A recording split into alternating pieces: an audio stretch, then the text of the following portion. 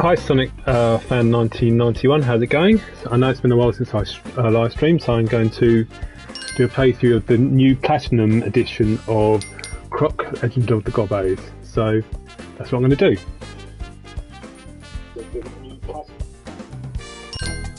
So let's get started. As you can see, graphics are slightly different. You've got a bigger, the level name is bigger. You've got the time trials at the top left. I have done the time trials because I've done that playthrough already of the Platinum edition. If you want to remove those time trials, you can. So when you start the level, because it's kind of intrusive, so I've removed them already. If I go show timer, it shows at the top left. Basically, the target is 23 seconds, and it shows what my time is so far. But if I want to hide it, I'll just press hide timer. Easy enough. And off we go. So it's been a few months since I played Croc, but I thought I'd play the Platinum release, which basically adds time trials, a few more like piercing trophies and some Platinum trophies. Yeah, I'm not doing too bad. Like I said, I know I haven't streamed in a while, and I was thinking of doing a Sonic 3 and Knuckles stream tonight because obviously it's Sonic and Knuckles' 31st anniversary. But perhaps I'll do that tomorrow instead. This is on the secret areas. This new update also adds like some more pages to the Crocopedia, which I haven't looked at yet. Cool. What about yourself, Sonic fan? What sort of games have you been playing? You've been playing Croc or Sonic recently? You've been playing like Sonic Cross Worlds?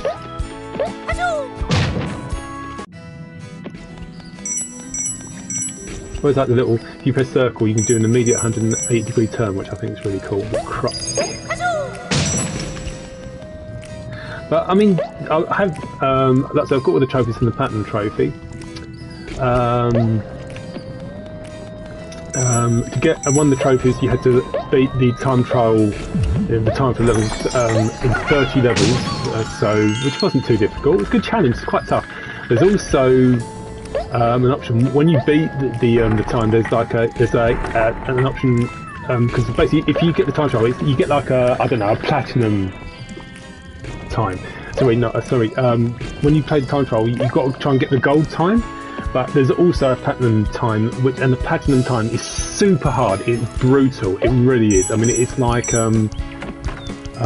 it's a bit like the insane time trials in the Crash Bandicoot remasters. You know, the platinum relics is brutal. I've got that in some of the levels, but they are so hard. But it really does teach you how to, speed run the levels. So if you like time trials and you like speed running, then this update's for you. But I guess I'm a more methodical player. I just ride along, really. Oh man.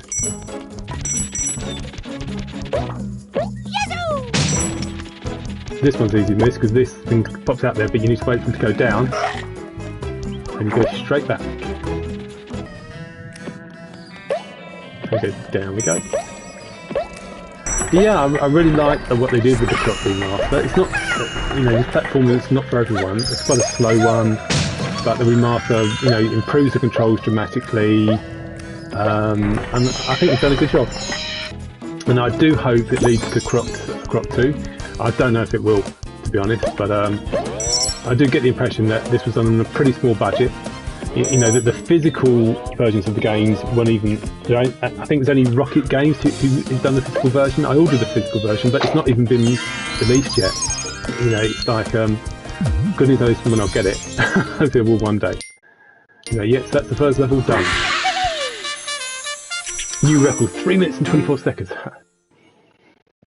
What I can do at the end of this, once I finish this playthrough, I can show you my times on the other playthrough I did. So level 1, 2, underground, overground. So the temptation here is to go down that hole. Yeah, you don't. If you want 100% this level, ignore it. You need to climb. Like so. Now I'm going to be trying to get all the crystals, because if you get like every 100 crystals you get an extra life. And this you do need a lot of extra lives in this game because it's so easy to lose them. You can die so quickly. It's just like, so you need to stock up.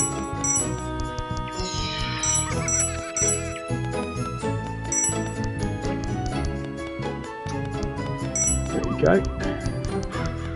Now we go down this one instead.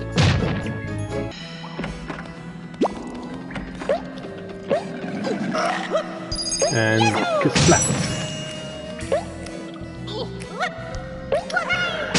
Yeah, I mean, I do hope they end up doing Croc 2. I have no idea if they will, but fingers crossed.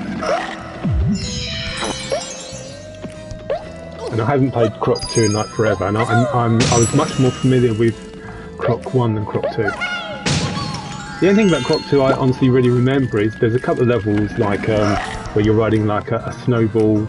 There's a level where you're going on a glider. That had some amazing music with those levels. So we need to get the key to free that Gobbo, or Gobbo, however you pronounce it.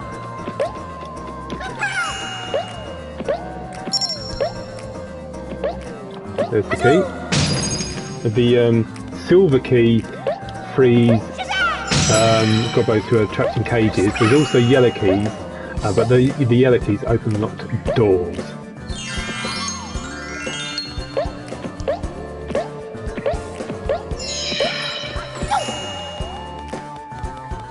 What do you guys think of having enemies respawn? I always found that really annoying, but I get it. It certainly forces you to concentrate. Yippee!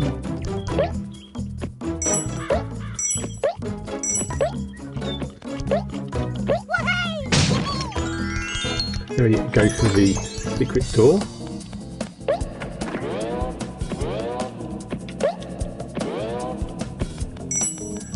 You know, smashing a load of boxes feels so satisfying. And done. So, for anyone who's watching who's never played this game before, basically the object is obviously to beat the level, but the maximum amount of Gobbos you can rescue in the level is 6. Shout another. Now this level is an annoying one because it's got a really difficult challenge, which is completely random whether you get the Gobbo or not. Let's see how we get on.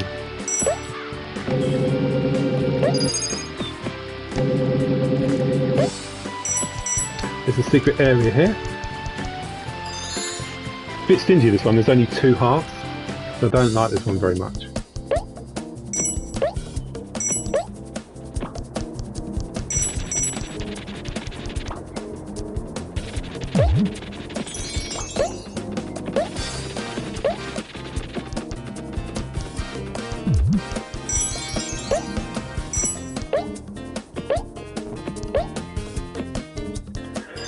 I'm done.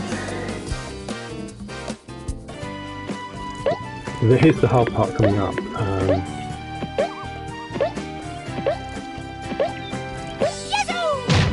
If you like, so good. Concentrate. So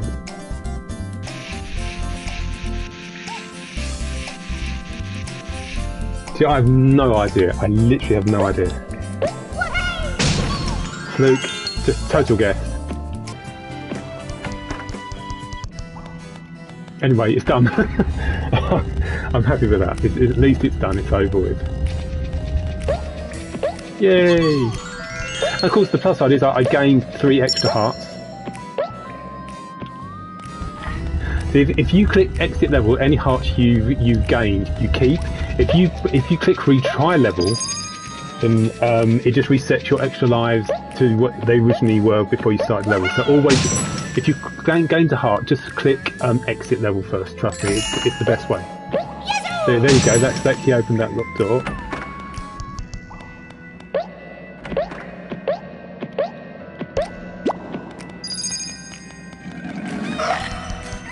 Get that Gobbos. So now, if you smash a box, you can hover slightly, so you can move yourself a little bit forward.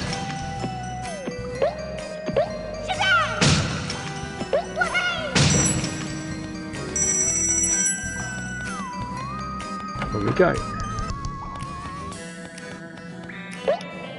Ride the balloon, why not?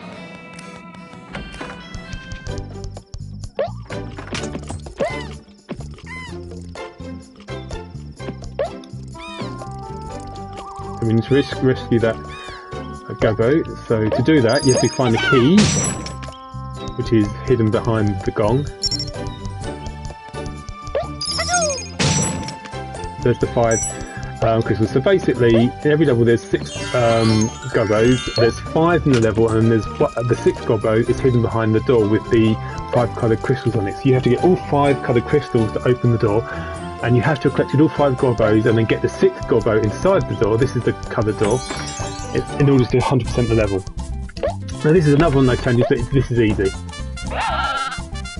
Especially with the remaster, thanks to the analog controls, this is much more straightforward. Now you don't need to get every sheep, you just need to get most of them. If you miss too many, you won't get the Gobbo and you might get a heart. So it's like sometimes you get a consolation prize of extra life, which is nice. This is pretty easy. Or you get like an extra prize for getting every single sheep, but you don't. You just get the Gobbo.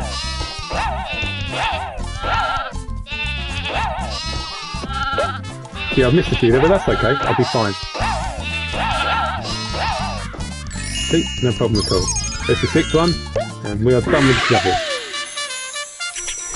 Now, if you get all 6 Gobbos in each of the first 3 levels, you unlock a secret level. And you get to play the secret level after you've done the boss level. And this is the first boss level we're going to do, the Feeble.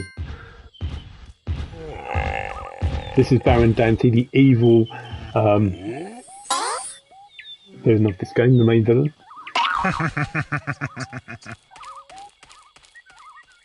Look at that. Turning a harmless little creature into a big, sort of, not really scary one, but that's pure evil. Now, the one annoying thing about this game, which kind of made it a bit infamous, is that it is littered with bottomless pits everywhere. You think games like Sonic with bottomless pits bad, it is mad in Croc. And so more, but yeah, I suppose you did, yeah, that's the best way to describe it, isn't it? So, before every boss, you always get a load of clear crystals.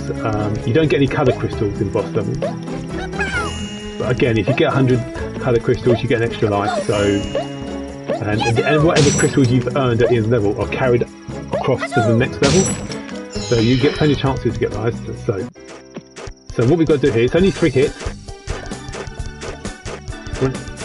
You've got to look for your opportunity. So I don't have to jump, but I just like jumping. So you can see that his life, he's already lost a third of his health.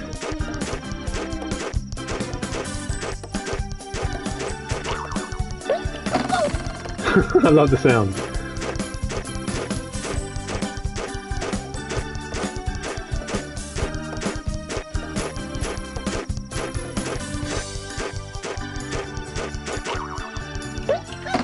Done. The boss never explodes or anything or disappears. That's just how the game always ended in the original version. So you get this little cutscene just showing the creature go back to normal, and then a little bird just Whoops, Croc. Goodness knows why it just does. Anyway, this is the secret level we can play now, and this secret level appears because we got all 6 Gobbos in the first 3 levels. And this is the Curvy Caverns.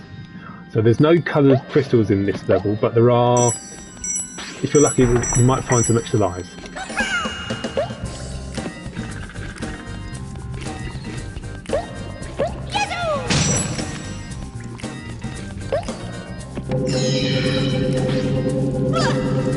And that happens sometimes.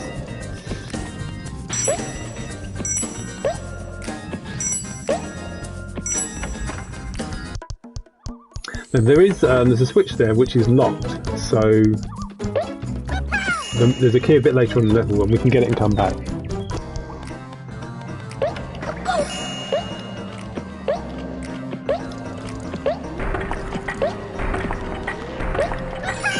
And the key is here. Now, we don't need to go back, it's purely optional, but I want to get as many extra lives as possible because, like I say, it's so easy to lose them in this game, so that's why I'm going to backtrack. Won't take long.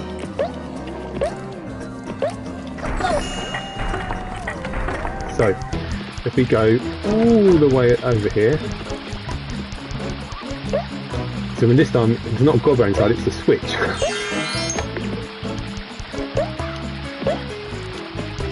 And the switch created that platform there and allows us to break the box, and inside the box is an extra life. Hardly seems worth it, does it? Just for all that effort, just to get 1 extra life, but it's something.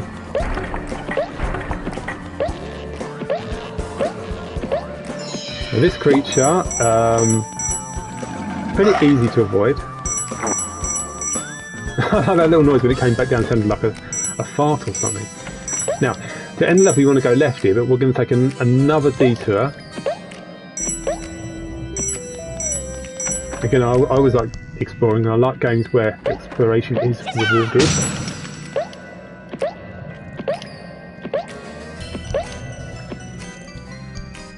You can see in the distance there's a key. I'm going to get that key.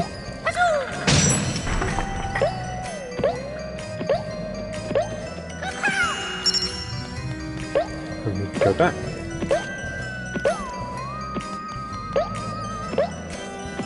Now in the game there's a total of 45 levels, and this is we're doing the 5th level at the moment. And once you get good at the game, you're probably looking at, you can beat this game maybe just under 3.5 hours, that kind of thing. So it's not super long. Right, so what we're going to do now is go up to the platform. Now in the secret level you can collect jigsaw pieces. So all you do is touch a jigsaw piece and it ends the level. But what we're going to do, we're going to go past that and we're going to go through this door, which this key opens. And if we now climb up these platforms, and I thought this is quite annoying, this takes quite a while. You look up, you can't see just yet, you see there's a heart there, and there's a heart there as well. So there's 2 extra lives you can get. Now if you fall in the lava, you can end up dying. So even though you make all this effort to get extra lives, you can just lose extra lives so fast in this game. So this does take practice, so just get on this platform. Actually there's a few more, isn't there?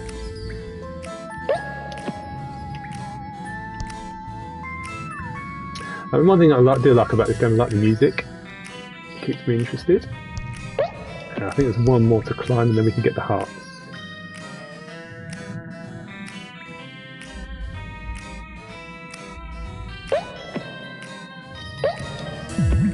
There's one. We're just going to wait till the platforms come around, we'll get the other one, and then we're just going to get the rest of those clear crystals on the ground, and then we're going to finish the level.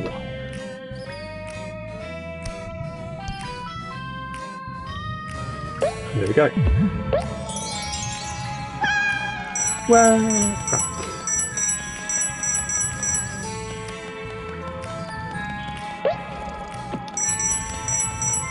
Okay, let's get the jigsaw piece and finish the level.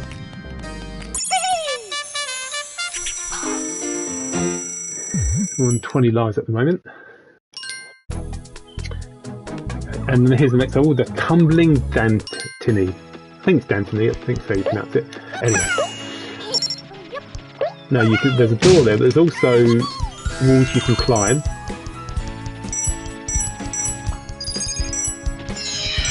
What we're going to do here, we're going to go up first of all. You can see the background, it really looks like a painted background. It's not very realistic, is it? But I guess it's part of the charm of the game. So what we're going to do here, we're going to deliberately fall.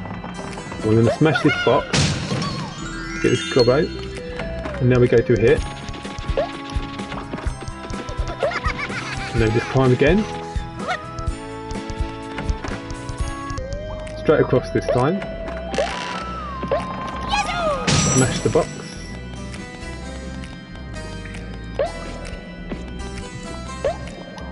And oh, this section, okay.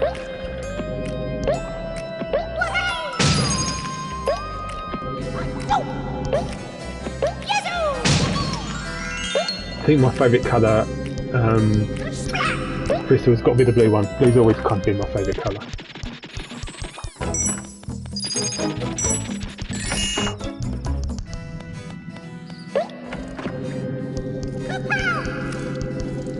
Oh, listen to the poor Gobbo, he's not even in a cage, he's just there all on his own. Probably really scared.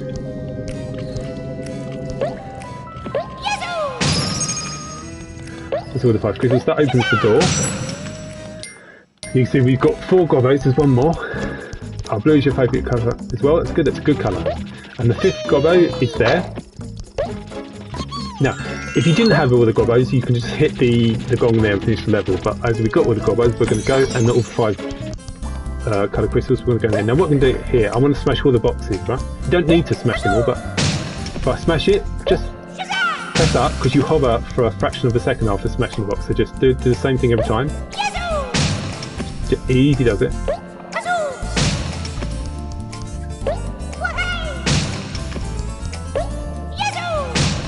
Just press the X button to smash, move the left analog stick forward just to move the clock slightly forward, and voila! Oh, it's such a nice sound, isn't it? You know, those 2 crystals. So on to level 4 or 5 now, Cave Fear, which obviously is a pun on Cape Fear. Where are we now? Oh, we're here, okay, got it. Nice.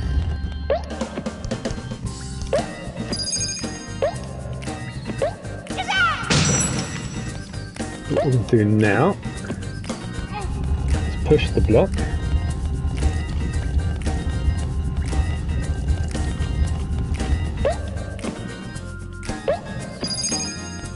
You do spend quite a lot of time underground in kind of like cave areas in this game,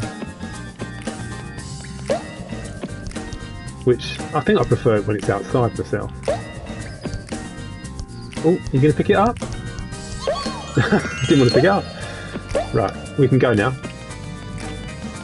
And if you press the start button, it just shows you, pulls it, shows you how many lives you've got, how many crystals you've got so far, and how many Gobbos.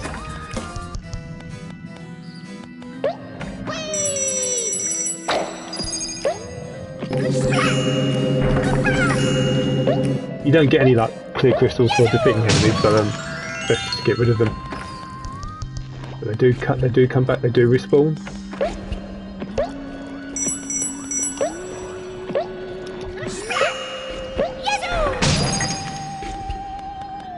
As platforms also, when they break, they respawn after a while. Evening, Adam Game, how's it going? I know it's been a while, hasn't it? It's been a while since I streamed, of course. How's it going? What games have you been playing recently? Out of interest. You like the Platinum Edition? Do you like all the time trials and stuff? Because they're really challenging, aren't they? Especially the Platinum times. Oh, we're going to get the purple crystal, and there's 2 Gobbos around here, which I think, yeah, we just need to get those. Oh, you're playing it on live stream? Oh, nice. Nice. What are you up to? What level are you up to? On your channel? Oh, to look at your channel, I'll subscribe to it, but do you mean like your YouTube channel or your Twitch channel? There we go. So now we've got the Gobbos, we can go into the secret room. Yeah, well, what level are you up to? I'm obviously up to level 1-5, so I've only just really started. Now this is an interesting one. So these, you've got lots of boxes here. Don't smash them yet, even though it's tempting, because you turn the camera, and the key's there. Now, you can get on YouTube. Ah, okay, cool. So, so obviously these boxes contain crystals. Now it takes a while to smash all these, and you make it. Well, it's kind of taking too much time, so it's a bit tedious. But if you do this, like I did in the other gun, when you smash the box, just make sure you're at the edge, smash it, hover. Oh, you're up to the castle. Nice. Oh, you're really far. Cool. If you do it correctly, you won't slip like I didn't fall down. So let's do it again. You're going to 100% it? When I say 100%, I don't mean get all the time trials, but just, you know, just 100% the game. Anyways, we got the Gobber, let's go. Level complete. Up to level 1-6, which is Darkness Descends. Now I like this as well, I like the, just, it's darker, it looks nice. And this, I know it's like a painted background. Look at this, the sky is it. Anyway, it's fine. So what, do you like the time trial challenges, Adam Gamer? What do you think of those? If you press the X button twice, you'll smash, and then you do a double smash. That's why I was able to smash so quickly. Now this is an easy challenge. All you've got to do is get on top of the box. Stand in front of it, jump, done. Super easy.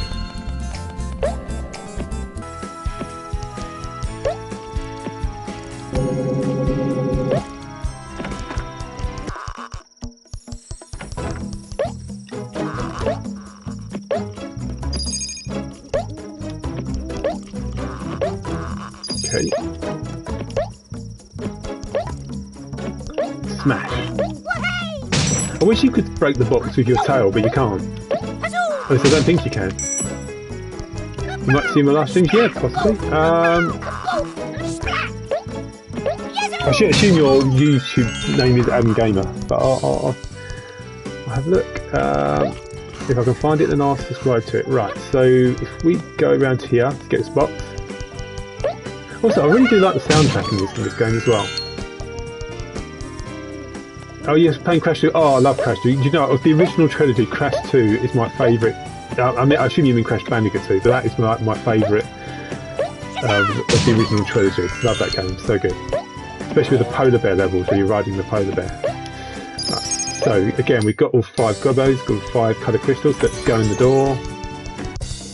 I like this as well. This is the first introduction. This is the first time you're underwater. Now the underwater controls aren't perfect. So in this game, obviously you move the left analog stick to move around, but you have to press up and down on the D-pad. Well, actually you can use the R2 buttons as well, to be fair, but I prefer pressing up and down the D-pad. Maybe I should use the R2 buttons more. Anyway, it's just for moving up and down you have to press, you've got separate buttons, so it's not as good. There goes the Gobbo.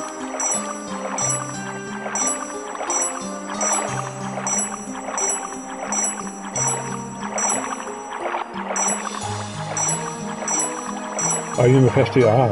Yeah, that polar bear was really cute. Tough polar bear levels, you wouldn't get all the boxes in that level, you know, but it's a good challenge.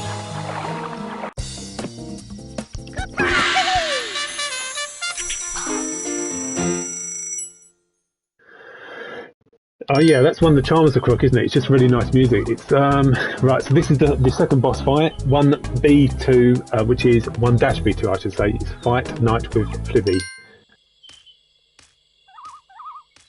which is it's kind of punishment, isn't it? Fight Night with Freddy, isn't it? So it's that kind of thing. I think it's near like a Fight Night with Freddy 2 film coming out. The big ladybug. This makes me laugh. When we get to the boss arena. It's kind of like a silly arena. I'll explain why when I get there.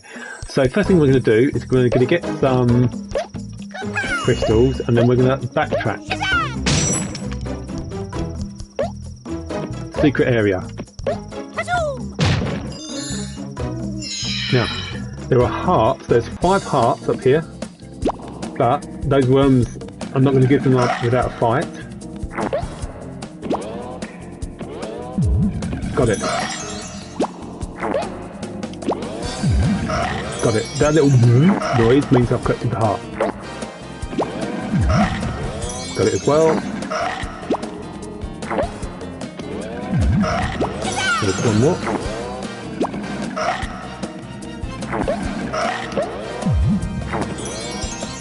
Done.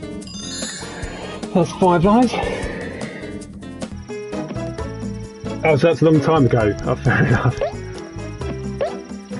I mean, obviously they did the very successful, was it? I can't remember what the Crash, you know, the remake of the Crash Bandicoot trilogy. I didn't like the Crash 2 so much in the remake, just because Croc had, Crash, getting confused now though. He controls it slightly differently in the remaster, which meant just didn't complement the levels so well. It's a bit more, it's difficult to describe, but anyway, it's still a really good trilogy, and hopefully they'll be make a Crash 5 at some point.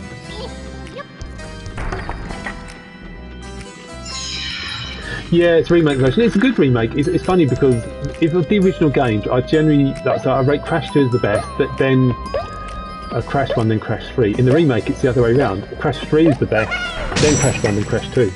There's also a remake of Crash Team Racing as well, which is a fantastic remake, highly recommended if you like the original. So that's what the reason why I thought this Silly Boss Arena, you've got a boxing arena. What has that got to do with anything in this Croc universe? It's just random. It's a bit like in Gex 2, which was recently, you know, they recently re-released the original game a couple of months ago. One of the boss fights is the random boxing arena. Oh, I attacked him too quickly. My bad. I've got to wait till he gets tired. That's when I attack. And then you splat.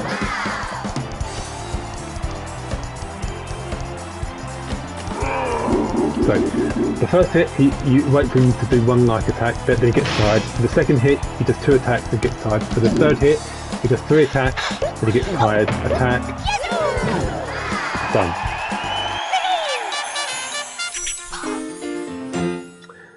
Also, there's rumours of a Spyro 4 being made, which I'm really looking forward to because I love the Spyro games, and of course we got the Spyro Reignited trilogy, which is a remake of the original 3 games that came out a couple of years ago. That was really good. Right, so this is the second secret level where there's a jigsaw piece, the Twisty Tunnels. Just checking if there's any boxes behind me. No.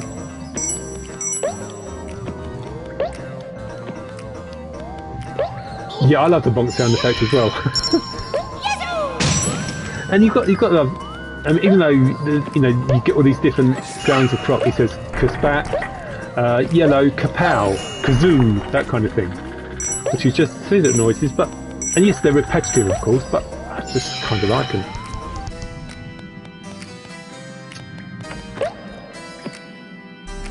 I find it's a weird colour, that purple colour for that stretching platform.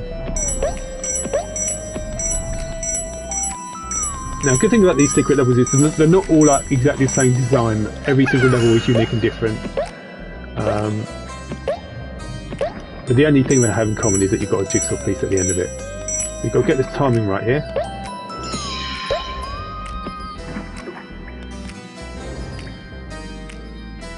Make Snoopy as the Great Pumpkin and the Great... Okay, Charlie Brown. Right, so where are we now? So the jigsaw piece is up there, but we have a key. There's another locked door.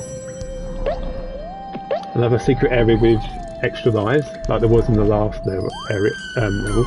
Good news is this one is much easier to get them. You don't have to wait so long. So it's a similar kind of design, a similar layout, but all we have to do is climb this platform. Oh. So all we have to do, sometimes it's not so easy. So that's not, I'm trying to grab, but it's just not let me grab. There we go. So this is easier. All you have to do is climb, and they're really close.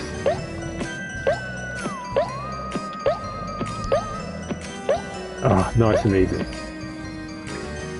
If you're really fast, you can catch up. There we go. And there we go. So that is that. And we are done with the first a weld in Croc. So I don't know what they call it. It's like a forest weld or grass weld. Anyway, it's all done now. Now things start to heat up. The ice of life level's already getting harder now. Again, really like the music. This enemy is a pain in the backside. What he does, he stomps. And when he stomps, if you're directly underneath him, you will fall off these monkey bars. There's nothing you can do. And if all you've got like ice, water underneath you, you die. Now the enemy will respawn very soon, so that's why you need to move quickly.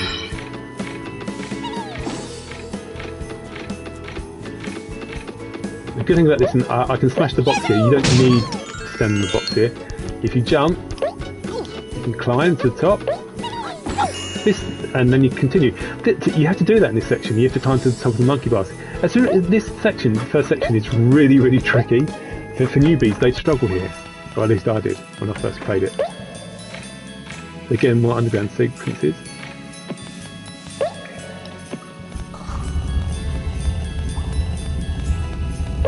So here's a question for you, especially Sonic Fan 1991 and Gamer. If you play Croc, what is your favourite theme level? Do you prefer the castle levels, or the grass levels, or the ice levels, or the desert levels? I can pretty much guarantee everyone normally hates the desert levels, me included. But, I like the grass levels and the ice levels, but I think I prefer the castle levels. I just like the aesthetics more. Let's have a quick look. Yeah, I think we're on track.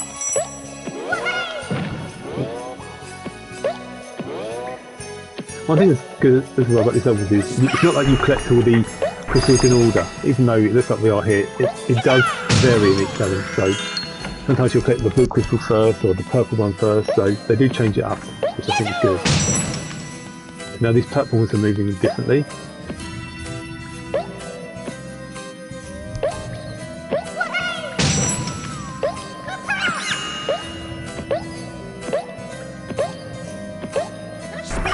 Those creatures got really weird now. Those rats or whatever you'd call them. Whee! I like it when it says whee!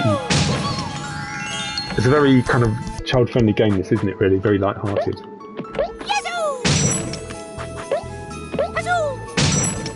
Right, let's have a look. So we've still got one blue crystal to get and one Gobbos to get. There's the crystal. You're having to pay some digital download and PS4. It's really good that they're still supporting PS4 with a lot of games. I mean, why not? I mean, PS5 is very expensive and PS4 is a really successful system. Okay, so this is quite... These areas are terrifying because look, it's a massive bottomless pit.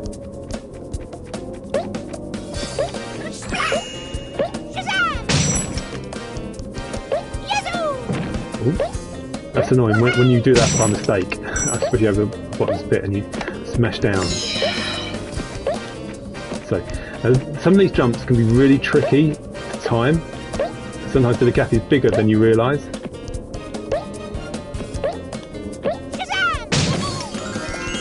Oh, this is your favourite one. That's fair enough. I mean, I like these seasons, I really do. And there's some good levels here, good challenges. So, let's do.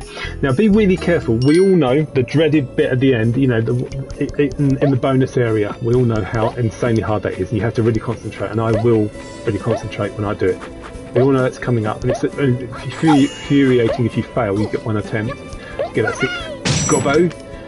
If you fail, you have to start again. So, also, there's quite a few ice levels we had to backtrack.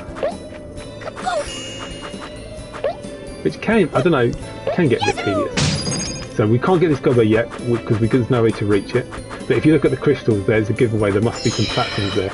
You press the switch, you get platforms, but you need to work out how to get the switch. So there's a key there. And you see that little platform down there? Doesn't that look suspicious? What's a random platform doing there? If we time it, and Croc gets walked to a secret area. Now this secret area, there's 2 hearts. But again, you can see if you fall, you're not getting back up. So you can easily lose more lives than which are available here. I'm gonna try and get them.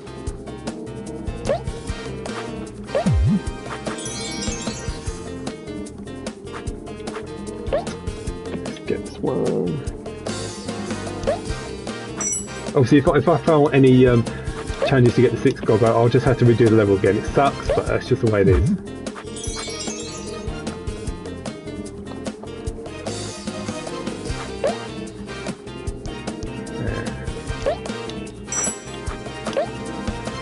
Oh, I knew my jump was a bit short there. That's a tough gap to get across. It's a really big jump. Okay, so we want to backtrack now and go and free that switch. Free the switch. And there we go, there's the platforms appear, and then we can get the Gobbo. Oh, a green crystal as well. Now we go forward. When I was in the time travels, I'd never realised. You see the little blue gap there? You can go across there and get to that area. You can do a massive shortcut.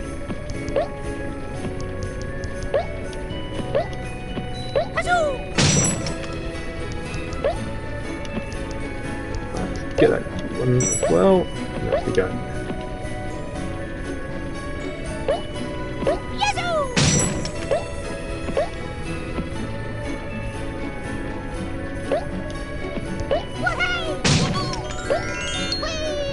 On we go.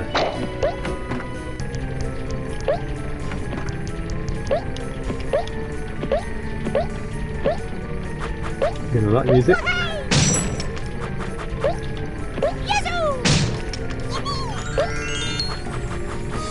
You can't reach the from the platform. It's easier to jump from this platform to get onto this spinning cog.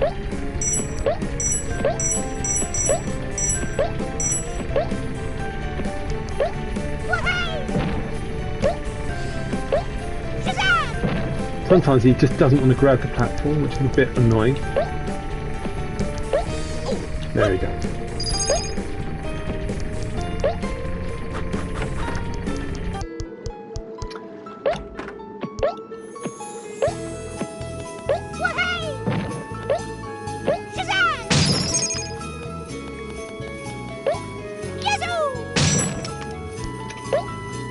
We're getting near the end of the level, but obviously we've got the secret area, and so I'm not so about it yet because we all know the secret area is very, very hard. The challenge is very hard.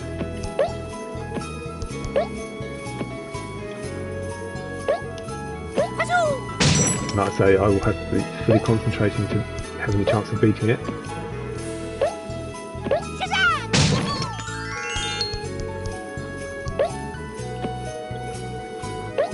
Okay, wish me luck, guys. You get one chance. If you fail this, you have to do the level again if you want to get that 6th Gobbo. So simply you need to put the crystals in the cauldron. If only it was simple.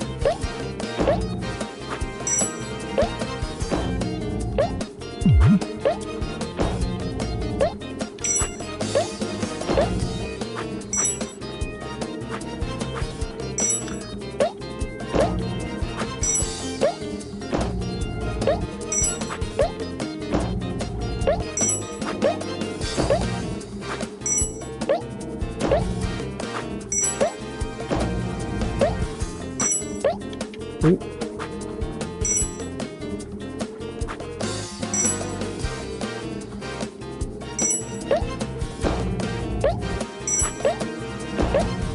Nearly done.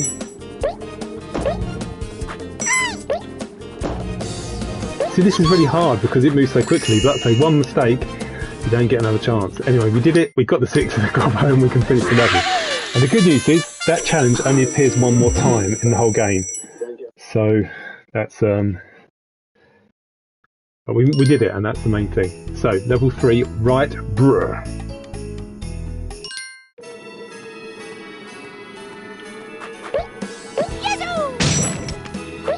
So I'm pleased I did that at the first attempt.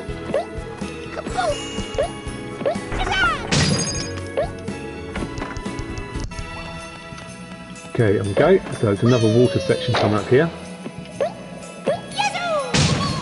So I like these kind of levels because they're kind of like, it's not so much going forward from A to B, you know, you've got to work out how to unlock things and you end up going around in circles and stuff.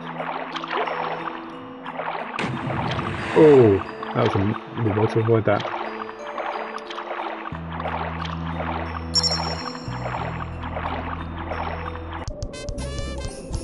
This again, this is quite easy.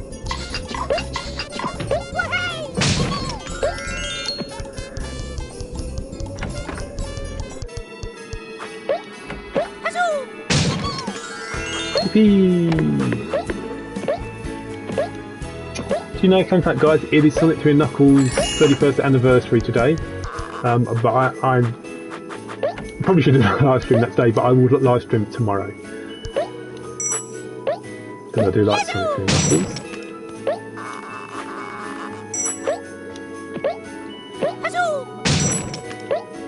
So this area is a dead end, but you do need to, there are some Gobbos and clear crystals here, it's key as well.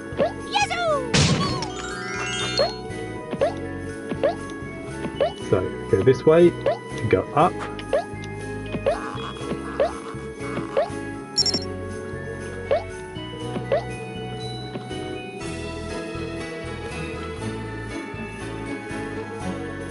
Oh, look at Croc, he's adorable, bless him.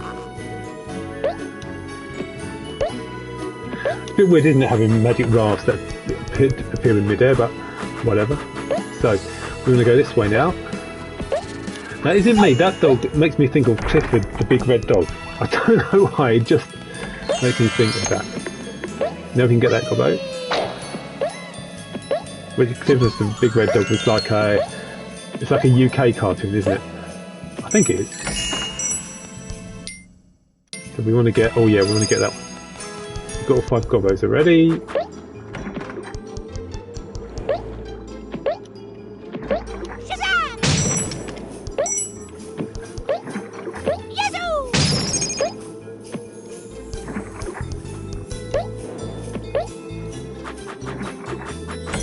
Which one is this?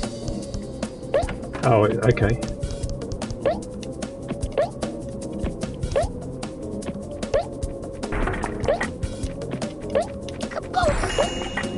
Kaboom!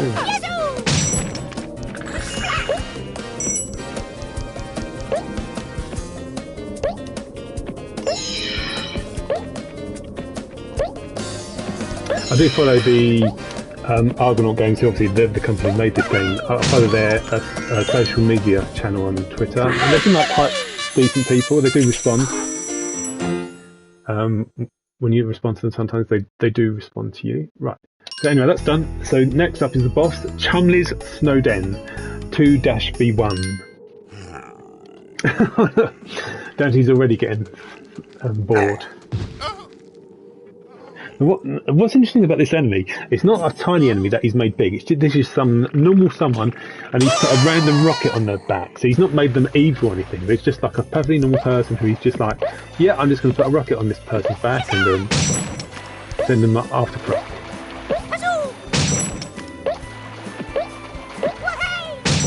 Hey!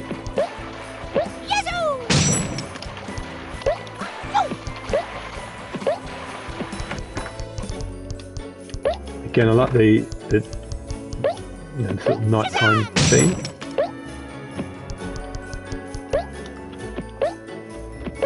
So I really hope we end up getting a Croc 2 remake as well.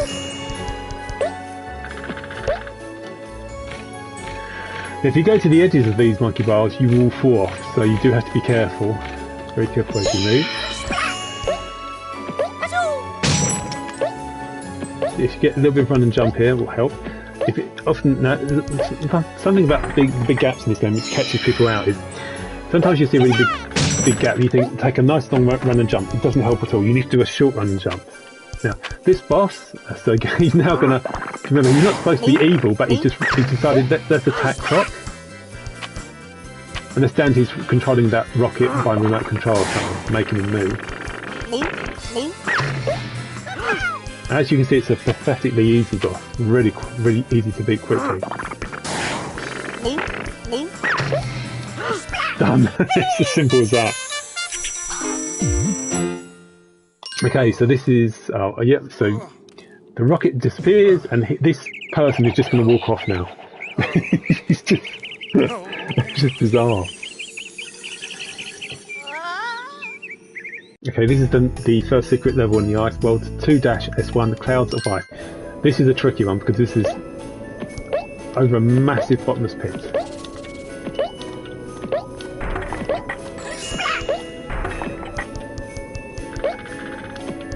Ooh.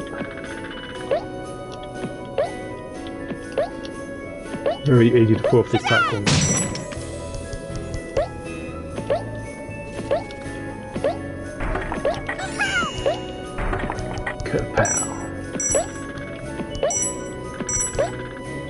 So with this one you just have to keep jumping like that, just time your jump carefully and you'll get the pattern right. And again there. It's not too difficult, you just have to be very patient. It's easy to want to try and rush these areas, and that is what you don't want to do because again you can lose lives so quickly.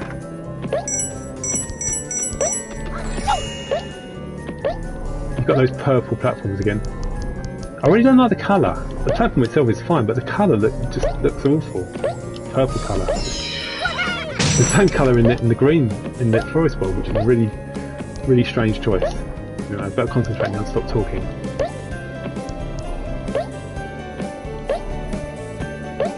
Okay.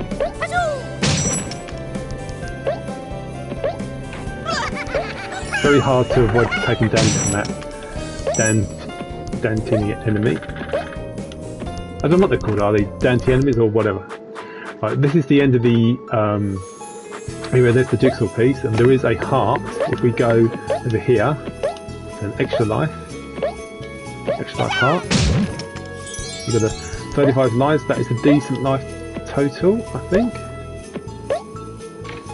So we've now completed 15 levels, and that's so there's a total of 45 in the game, so we're a third of the way through the game. On to level 2-4, I know him so well.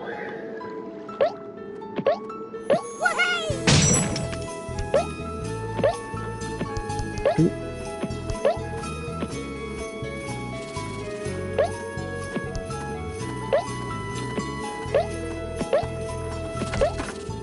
Let's go in there. Oh yeah, this area.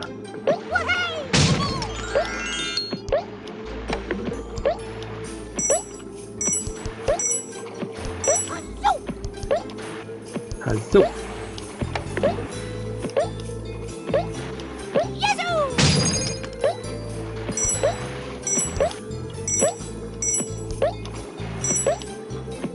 that switch as well.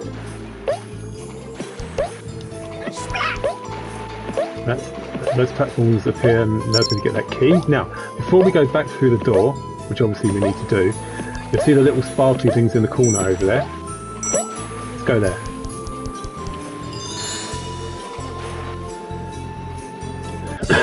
5 hearts.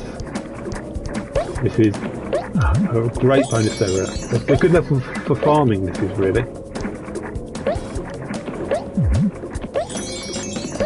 If you tap the little sparkle thing, it sends you back. You can't get, and you miss any hearts, you can't go back and get the hearts, you have to restart the level. So just make sure you get all the hearts first before you tap that sparkly stuff.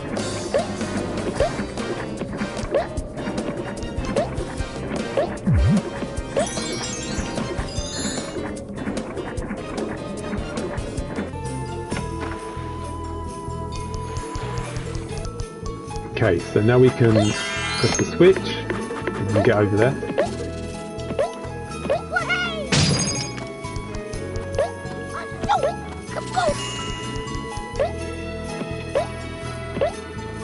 make our way across.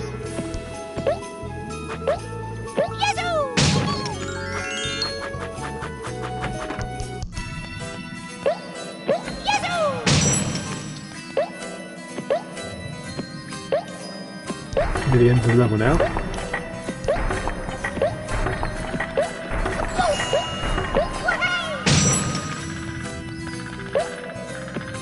Again, it's quite hard to judge the gaps on platforms.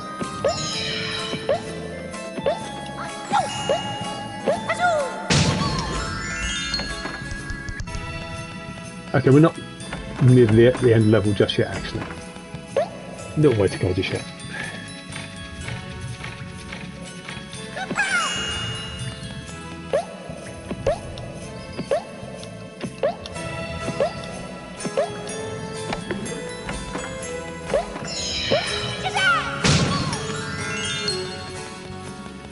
I like this little bit, it's nice.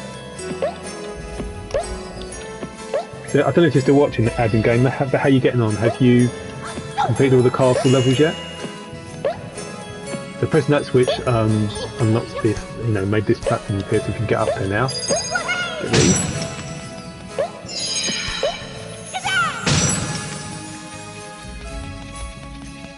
Yeah, so I'm going to be getting every single Gobbo, so if I miss any Gobbos in the levels, I will retake the levels.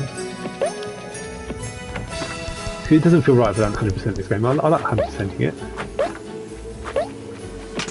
Okay, we want to go back first actually and get the helpful Croc. Completely missed timing. Right, that platform won't come back down, so we have to press the switch again to activate it. There we go.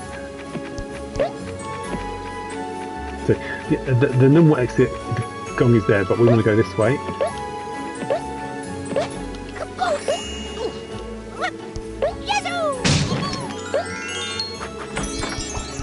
Now this is a really easy one, it's just a random enemy there and that's it. I think they could have done more with that, but anyway. Not complaining, and we're done. 49 so far, not bad. 2-5 is Say No Snow. Ooh, let's get those.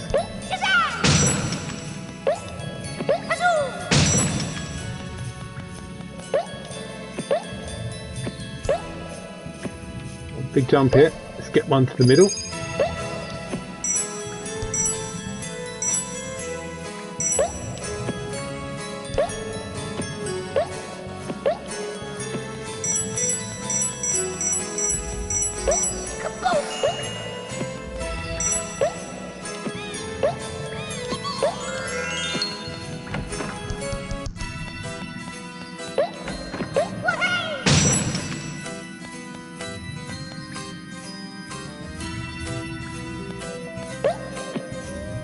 There's 145 Gobbos in total in this game, just so you'd like to know that. We're going to rescue them all.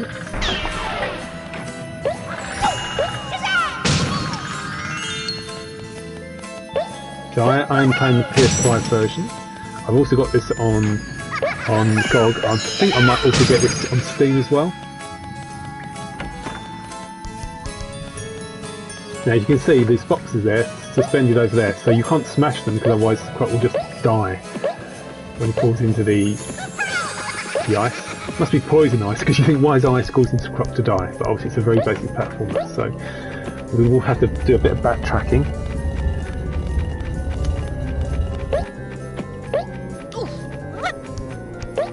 Luckily he climbs, he goes Rrr! See that blue one throws something at you, so you've got to be a bit careful and try not to just walk into it like I did there. So you can see the key we want is over there.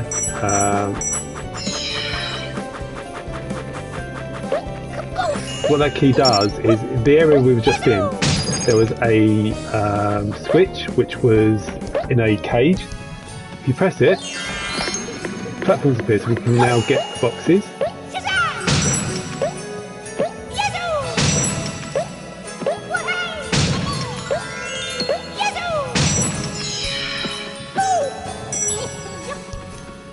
Oh, I nearly died there. I haven't died actually yet so far in this game. Trust me, I'm going to die a lot, especially in the desert world coming next few levels. But it's so easy to make mistakes like that. I've never done a no-death playthrough of Croc, and I don't know if I will, because some of the last couple of levels in this game were so brutally unfair, you got no chance. But I do try and get, lose the least amount of lives as possible. Mind you, that's probably can be said for everyone whenever they play games, so it's really kind of silly. Anyway, let's move on. Let's get that.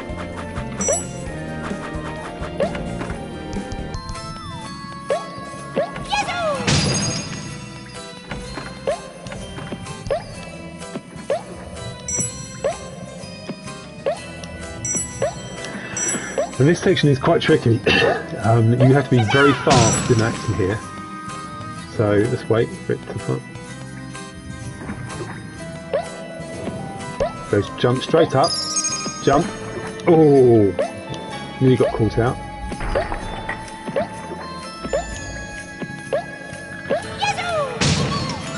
Okay, on we go.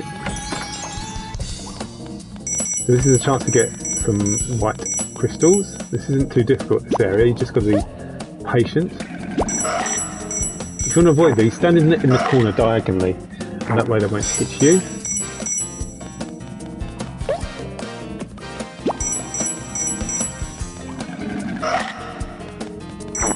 And done.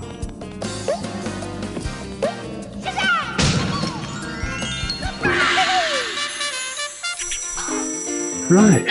So that's good.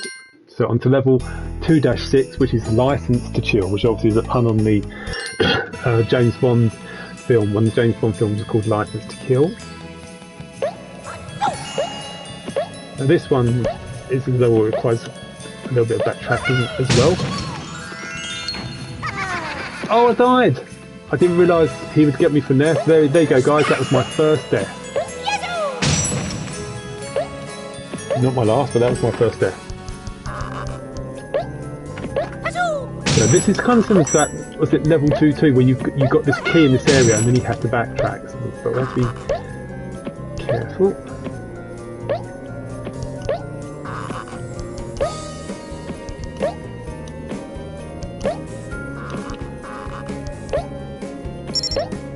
So, now if you look in the distance, there's another one of those platforms over there. So we're going to go to get on that platform, just stand in the centre of this raft and just wait. Because when you get to the end, you'll see that the raft disappears.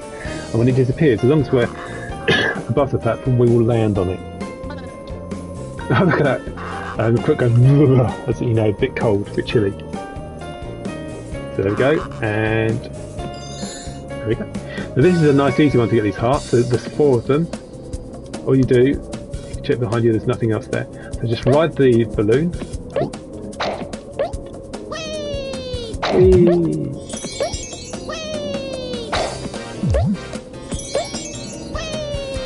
Whee!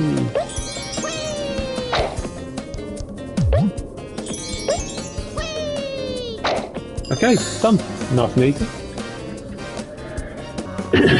Right, now we want to backtrack, of course. We want to try and, oh yeah, that's right, we need to open the locked door.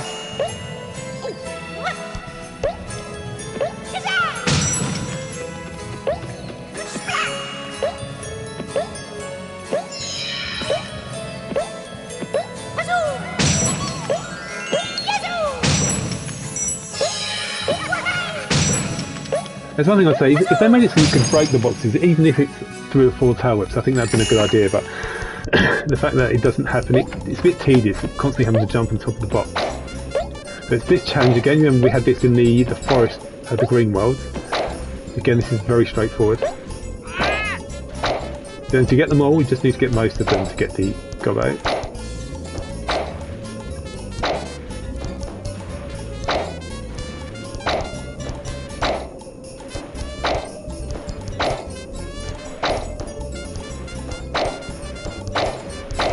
Apparently,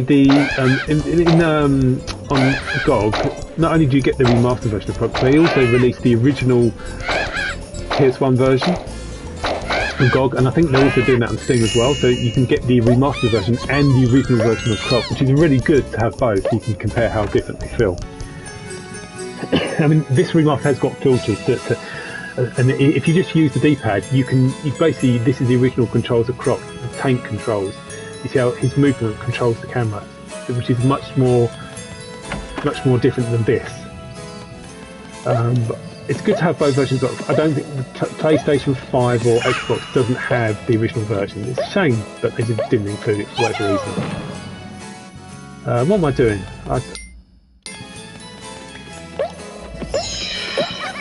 Talking too much, I think. Right, so now we want to go forward now.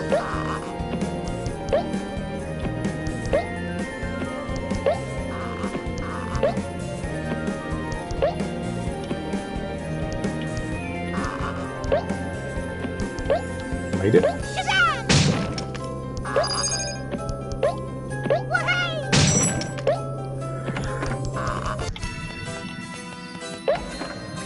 So we want to go up there, so we just have to ride these platforms.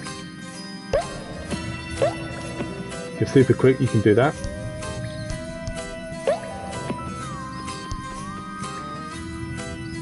Oh, he's got the one little tooth there. Like a baby tooth. Right. So, if you press this switch, it means the platform will move, but you need to move quickly. When the platform moves down, then it'll go up again, and it won't come back down, so you have to press the switch again. This one there.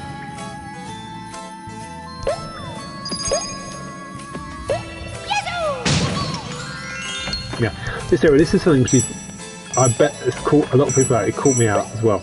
So, go right here. See the box there, do not break it. The reason why you don't want to break it is because there's a purple crystal we're about to get. And if you break the box, you can't get back up to the monkey bar, so you have to start the level all over again. Now, it is possible to do. I mean, I don't know if they patched this, but when I played the remaster, I smashed the box by mistake. But I was able to jump on top of this, on top of that bit there, and then get onto the monkey bars. But there's no guarantee that will work, so just don't break the box yet. You can break it now, because we've got the crystal, but don't break it until you've collected the crystal.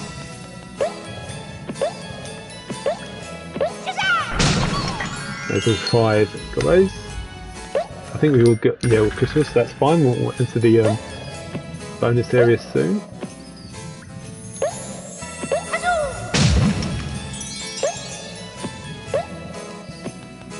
Sometimes you can hit the gong by mistake. You don't mean to, which can be really annoying.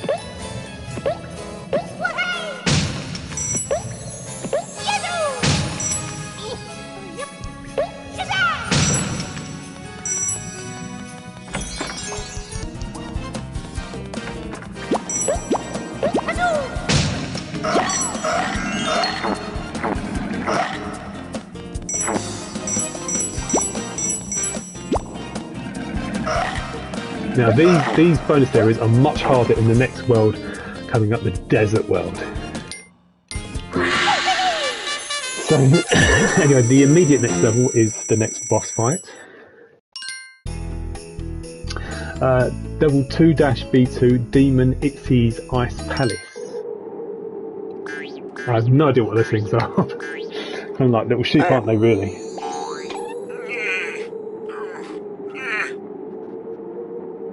That's what you call a monster.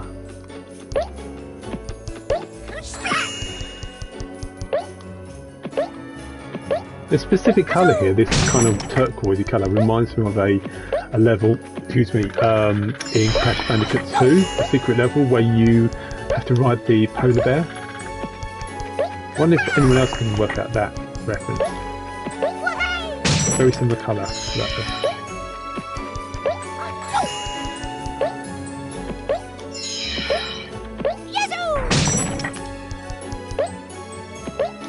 When I was getting the trophies, in the new trophies for the, because basically in the Platinum Edition, all the original trophies in the original release of this remaster are back, but you got like, I don't know, 9 or 10 new trophies. And one of the original trophies is you had to beat every single boss in the game without taking damage, which isn't too difficult. But there was I'd done them all and I thought the trophy wasn't unlocking. So I redid most of the bosses, but I still couldn't find it. Then I realised it was probably this one, because getting through this area, because you had to get through the whole level without taking damage. And this sequence here is hard because you've got like ice walls shooting up. If you take damage, then like there, you have to redo the level again. So I worked out it was this level. The boss itself isn't too difficult. It was just this area that was catching me out.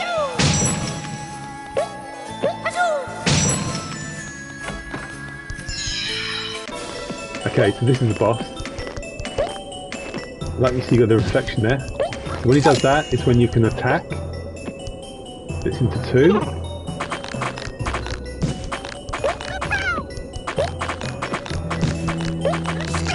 Didn't damage him though. That's okay. Oh, they get even smaller.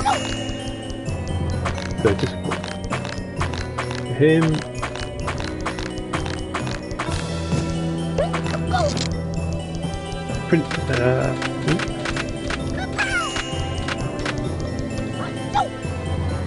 Not too difficult.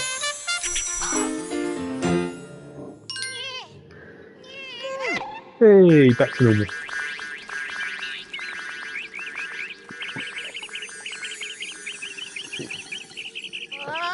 Okay, so now we're doing the second secret ice world. That's 2-S2, which is Ice Bridge to Eternity.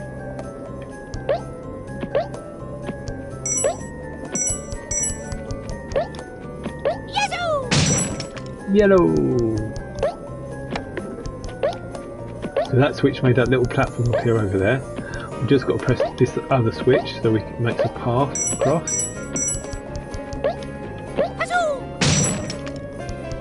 Like so.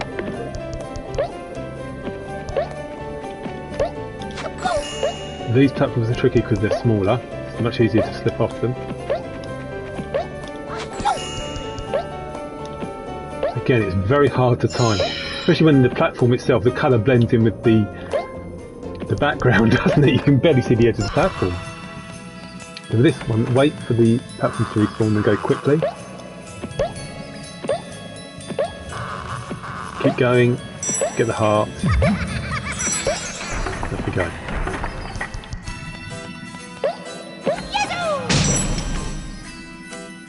Just checking there was any boxes there.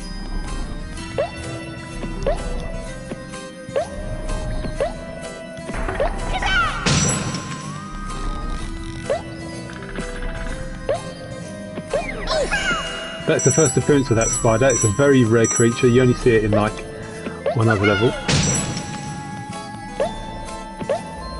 So again, time to jump. Not too difficult. There we go. Oh, look at all these white crystals.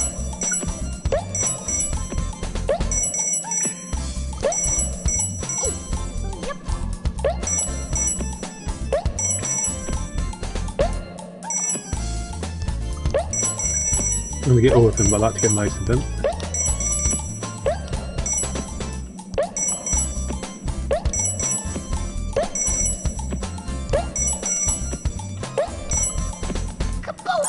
And done.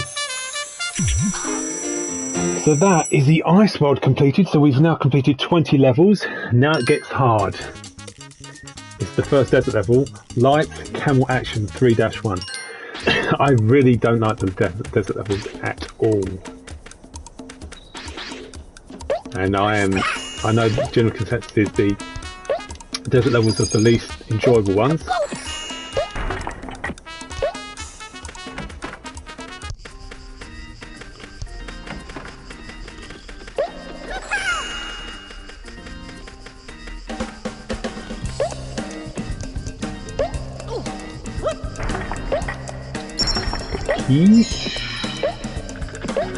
And then when you pick up a... oh, it doesn't count. Oh, I was going to say, I was thinking that the colour crystal also counts as one, clear crystal. It doesn't, so ignore me.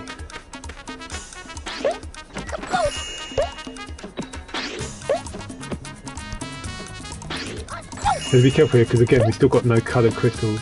protect us.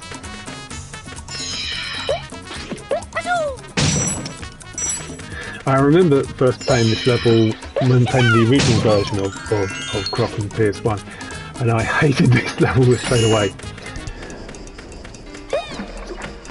One thing you'll find as well is that the bonus areas in the levels are much more challenging in the desert world. Challenging is infuriating. So what we're going to do here is we're going to go across the monkey bars. We're going to get this key.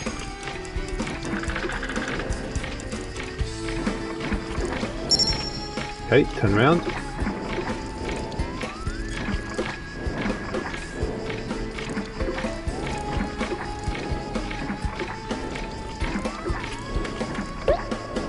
And big jump. So we're going to get back on top of the monkey bar. Just ride the balloon, little shortcut. Free to get the gobbo, and off we go.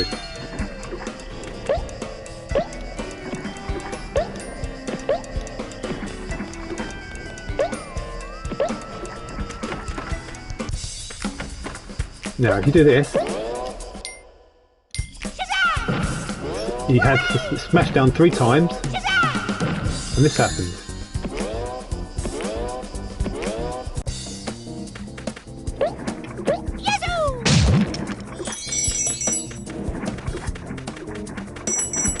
So we've got 4 hearts in this area in total. So we've now got 50 lives. If I could finish the game with at least 50 lives, I'll be very, very happy. But there's no guarantee of that.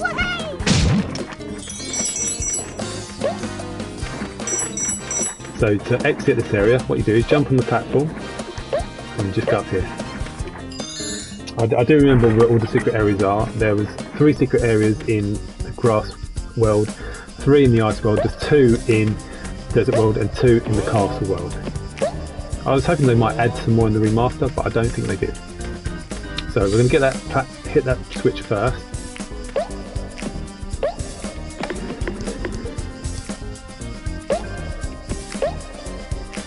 Now we can get those boxes, you can smash them out.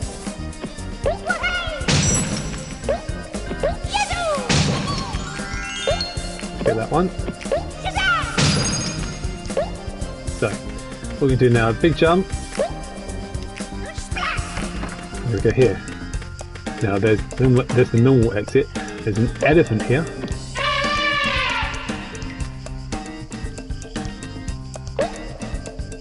I hate that because I'm dead. There's nothing I can do. If I don't grab the platform, I'm screwed. And I can do it. So I'm obviously not jumping right, but that's 2 lives gone just like that.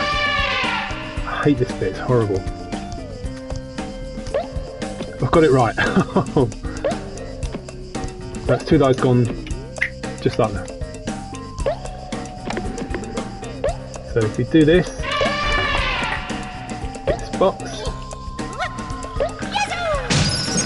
So we'll wait for the elephant to come back, which he has. And we'll get that as well.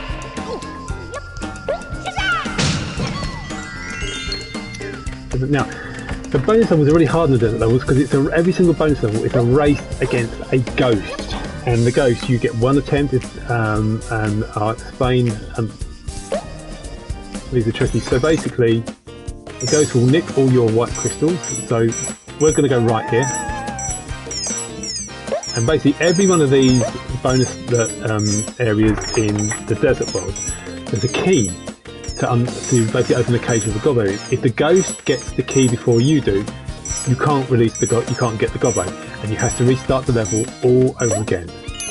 Now this one's obviously quite easy, but some of the other ones, like especially the next level ghost race, is really hard.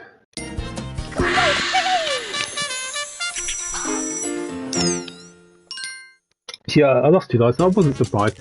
Obviously, looking at it, I think I jumped a bit too early from the elephant. If I'd waited a little bit longer, I could have been right. Anyway, level 3-2 now, Mud Pit Mania. That was quite a long level, wasn't it? That was the longest one so far, and this one is long as well. Yeah.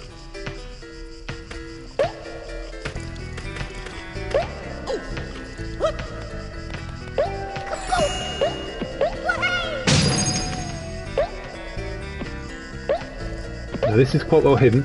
Behind this area is key. We're going to get the key and go back now. And we're going to this time go under the monkey bars. Nice mummy enemy there, by the way.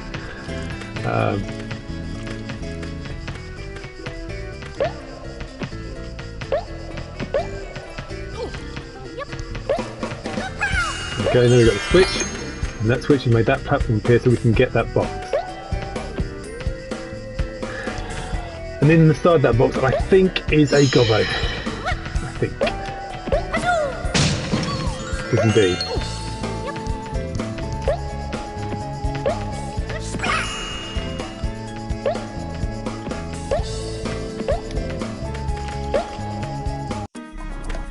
So, what we're going to do is we want to go back here, down here first of all, and go along here.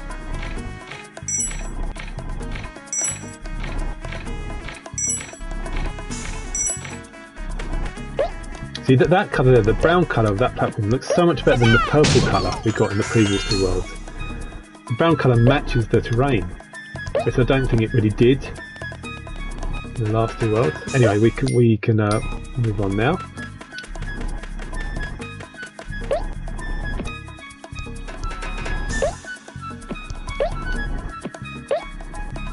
So what we're going to do first of all is when we get to this platform, or a bit further along actually. So we're going to go, first of all, we're going to go along here. Now wait till that little, hurricane dispersed, then just go. And we're going to go down here. And spend a little bit of time in this room to get everything. Let's get that box first of all.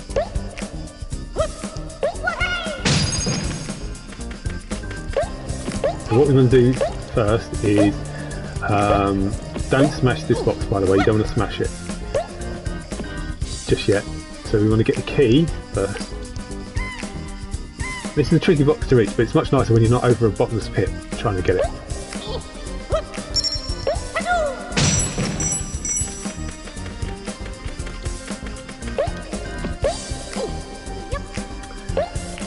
We just want to get the Gobbo and then we can move on. So what we will do is now we can smash that box, just get some clear crystals.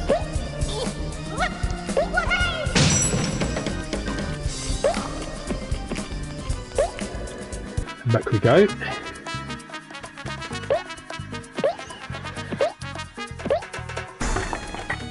So before we jump in that little well thing there, or whatever it is, we want to go this way, get the heart, back to 50 lives.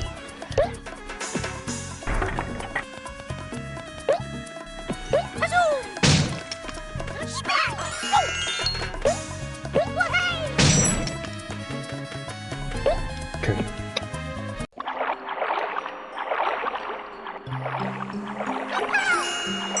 If you go up, go back to get that crystal. There we go, it's purple.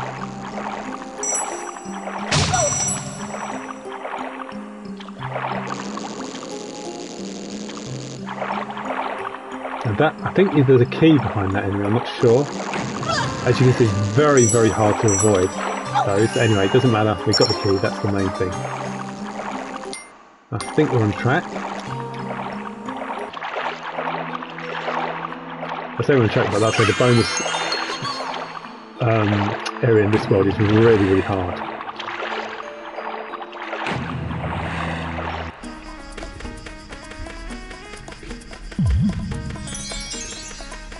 I like the sound of the heart. Do you like it? It sounds like a. The sound is like a heartbeat, really, isn't it? So, in order to make light appear, which it appears temporarily, you have to just break that charm for light to be free.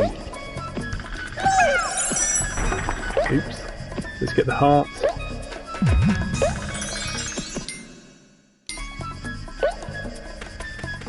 So this ghost race, I hate this. This is really hard. Let's see how I get on.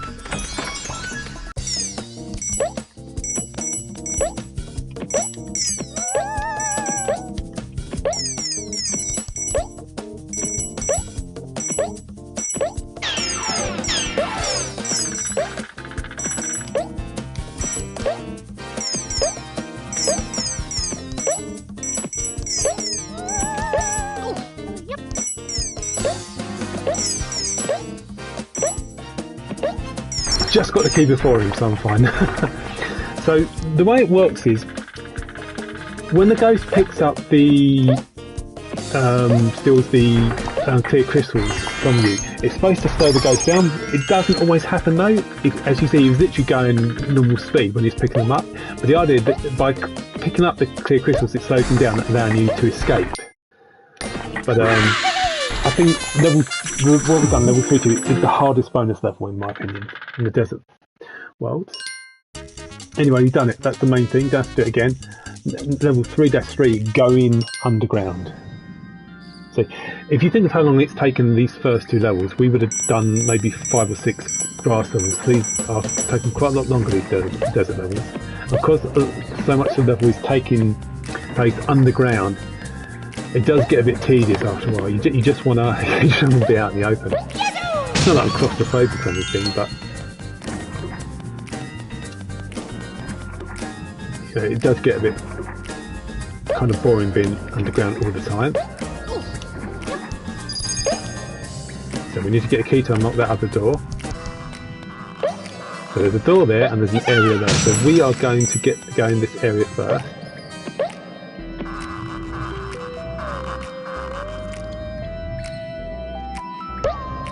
So we can wait for that next raft to appear.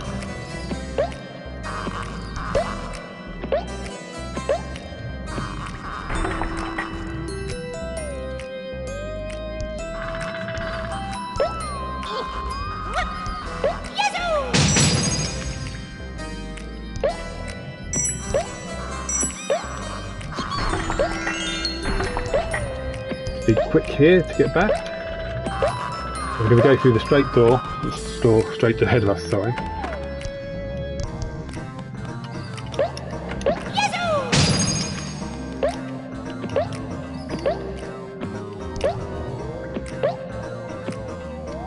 Just need to get that key. The good news, if I was to get the key then fall down and then I respawn at the door, I don't have to get the key again because I already keep it. So as long as you collect the key, if you die, you keep what you've collected. Makes things a little easier. That makes sense. So let's smash the box. Get a Gobbo. Now we can go back to the door, and if you remember that other door, needed a key to unlock it, and we've unlocked it. So what we do here, smash this box. Little mini game here, it's not too difficult, so you just simply ride the platform in time. If you hear the little timer clicking down, you just go wherever the red button is. I believe that even if you muck this up, if the timer runs out, I think everything resets and you can do this little challenge again, I think. Don't quote me on that though. So, I'm just going to wait for this platform to come down again, and then we're going to go through that door there.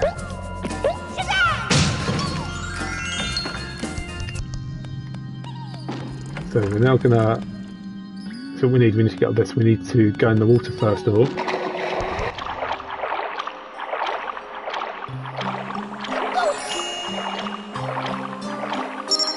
Okay, and we want to go over here where the box is. Those enemies weren't particularly aggressive, were they? They weren't attacking me or anything, so I'm not going to complain though. So we got what we needed to get. So what we'll do is press the switch, the platform appears, up we climb. So we're going to go forward first, get the box.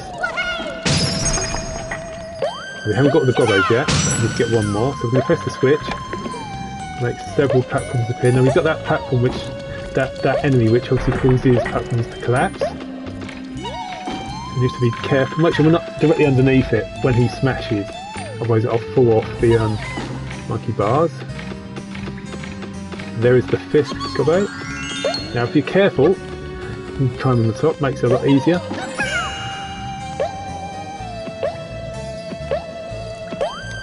I think it's the 5th, yeah it was indeed. So, okay, let's go through the door. Another tricky race with the ghost.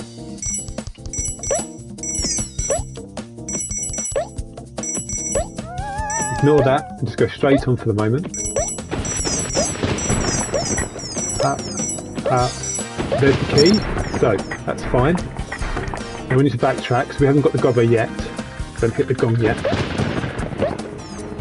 So, you remember the pink platform? Now we need to use that to get across to a different area. Ooh, just made it. There's the gobbo. So we just keep going this way.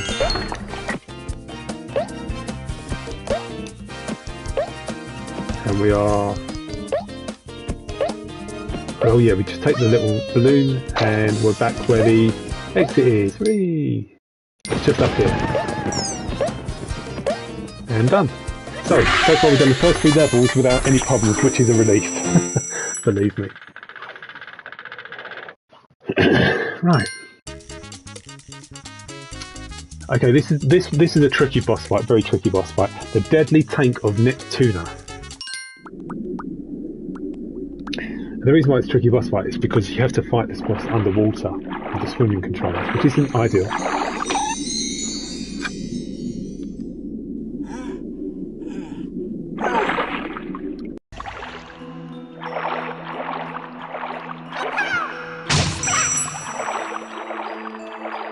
It's a very rare occurrence of this fish. I think it's the only time it appears in the game. And that, what is that? Looks like a hammerhead shark, doesn't it?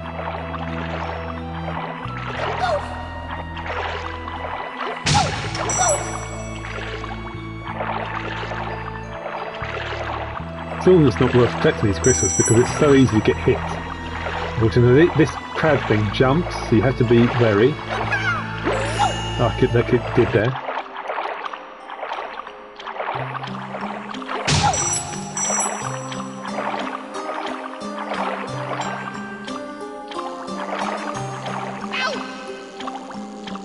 No, I was too quick, or wasn't quick enough even.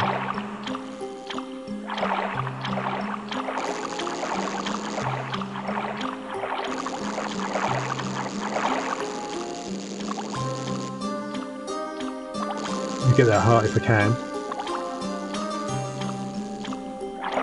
I also want to make sure I've got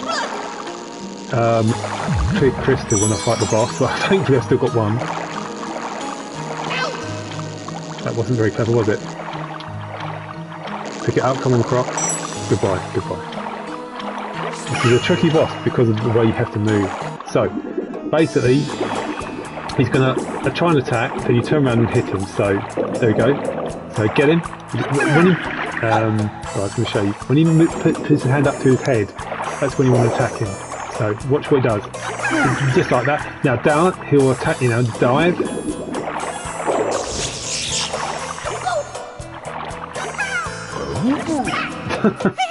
It's done. We're boss fight, but it's done. Right, we're halfway through the desert level, so that's 25 out of 45 levels complete. Ah, the fish is back to normal now. Even the bird's got a snorkel, I like that. Oh, Croc's not got a snorkel, but the bird has. Oh, I think Croc does have a snorkel when he's underwater. Anyway, this is the first Arabian secret level, and this is quite a hard one. Quite long, quite hard.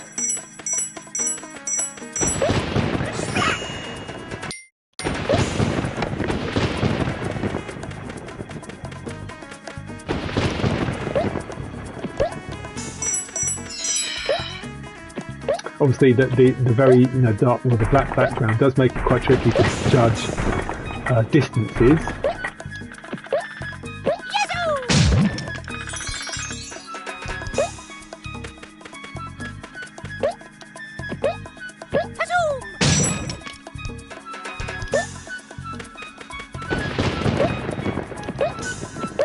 Like the dark blue background.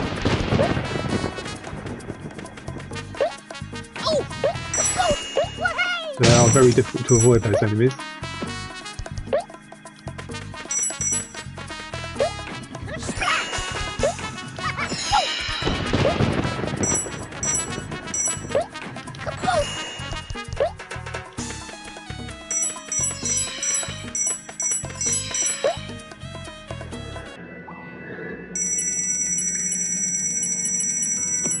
Very generous area to give you all those clear crystals.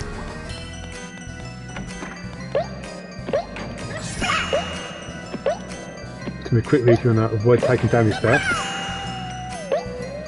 It's quite daunting because it's such a small platform that the enemy is standing on.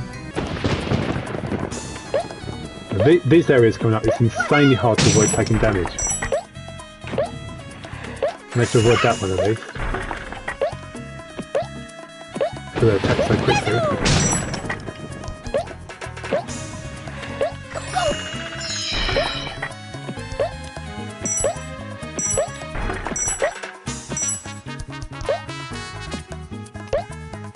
I knew straight away I'd missed that. I was so gutting, I was right at the end of that.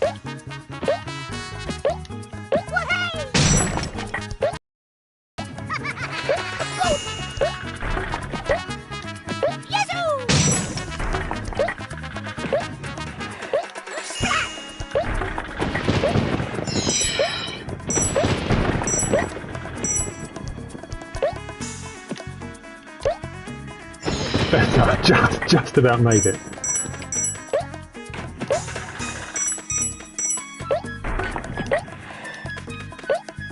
We're on to the end, thankfully. Anyway, so we made it. Got the jigsaw piece. So we've died 3 times in the desert well. Whew. That was tough. Right, so level 3-4 is Sand and Freedom.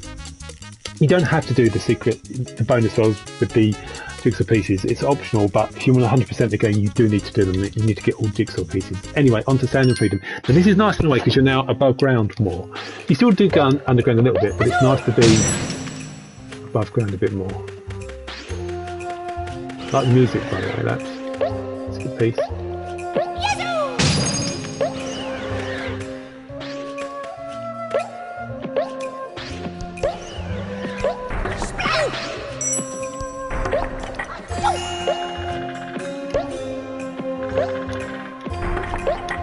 There's a slightly smaller pack than this Gobbos on.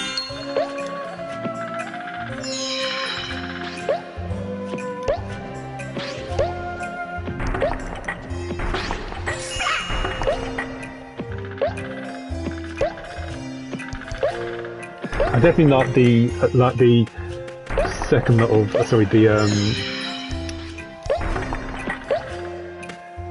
the next 5 levels in the desert areas more than the first 5 is what I'm trying to say. I just like this one's coming up more. They're hard, it's very easy to lose lots of lives, but I just like them more.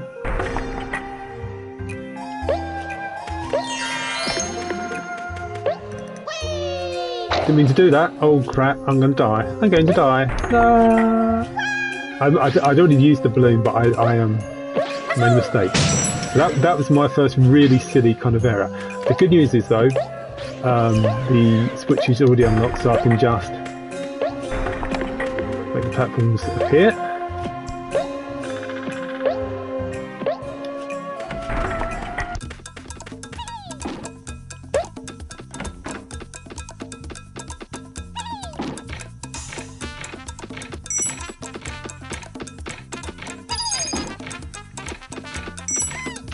Hope you're doing well, Adam Gamer. I hope you've, I assume you've beaten Croc by now, yeah?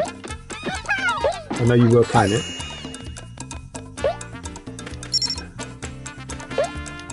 Okay, now we can get the Croc in the cage.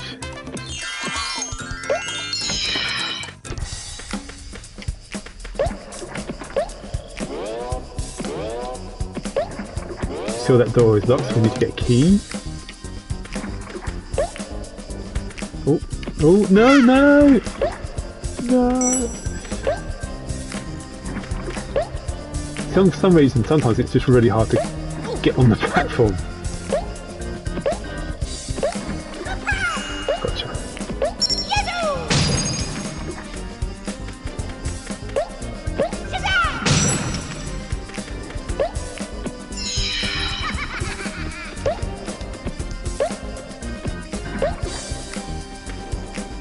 Don't even need that, I can just fall straight down there. Oh, this area, I do not like this area, this is tedious. Right, so we need to obviously get the key to open that cage.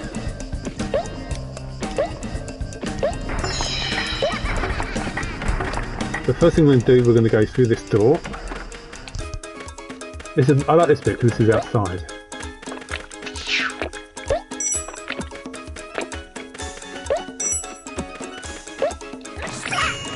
Splat.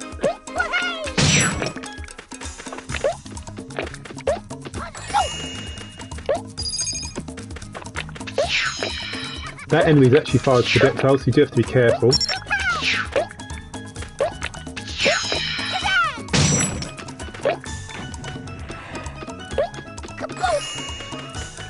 Now we got what we wanted.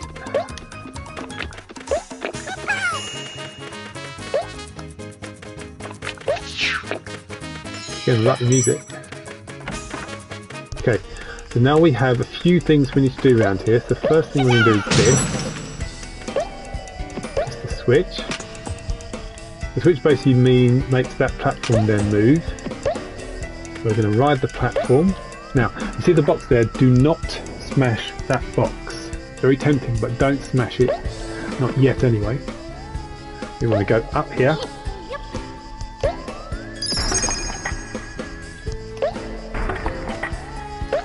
What we're doing now is we're going to go up here.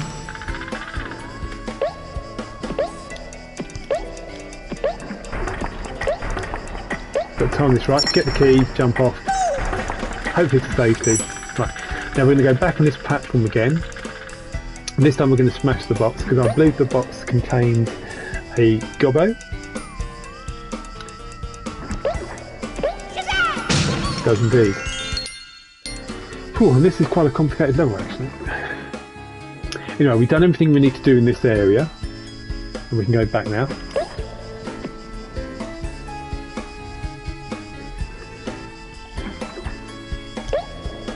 I think that was through this door. Okay. So we need to go back the way we came.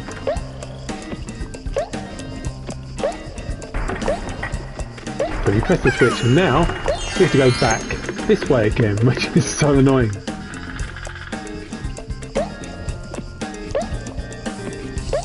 But again, just don't rush it, be patient, you can do it.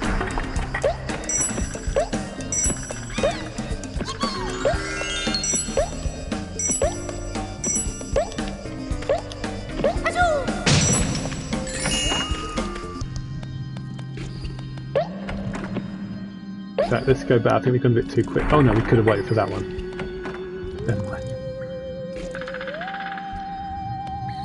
No rush. Yeah, we just got one more Gobbo, and then we can go in the bonus door. So these next sort of bonus levels are again a race against the ghost, and they're hard. They're not easy, but they are. I think they're more straightforward than at least that level. Was it 3-2 ghost race? So. Not as stressful is what I mean. Be careful now. Haven't got any clear crystals left. So this one, just keep going as quickly as possible until you come to a balloon. When you come to the balloon, ride it.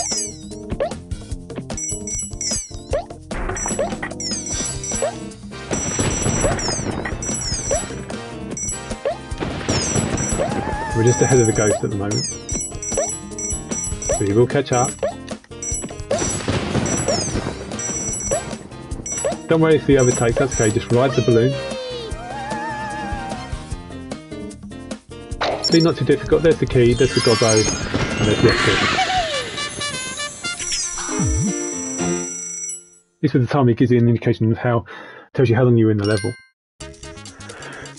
Right, so progress is good so far. Level 3-5 Leap of Faith now. So, if you look down there, Leap of Faith, right there. Just let the platform break.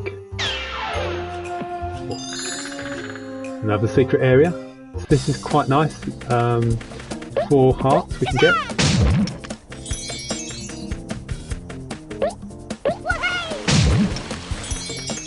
Even though it's very easy to lose lives, as I have proved in the desert level already. I think I've lost like 3. Is it 3 or 4? It's still generous on giving hearts, which is good. I think that's them all. Yeah, so what we can do is just go now. I like this back in this area. I like this music. So we're just back at the start of the level again.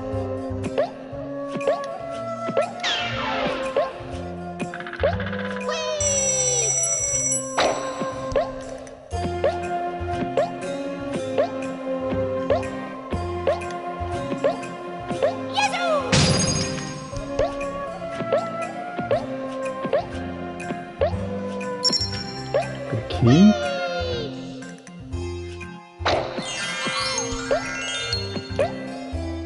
There we go.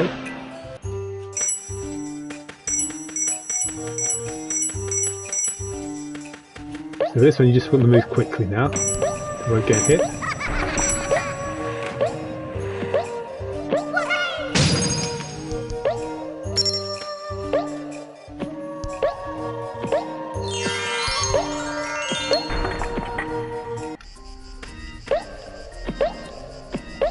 Then you can see these boxes are suspended in mid-air, so there's no platforms underneath them. We can't smash them yet.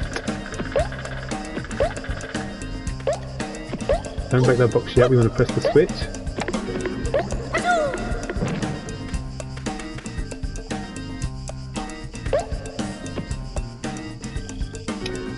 I think the first box is where the Gobbo is. We're just going to keep going, we're going to smash them all, hopefully. Get all the clear crystals.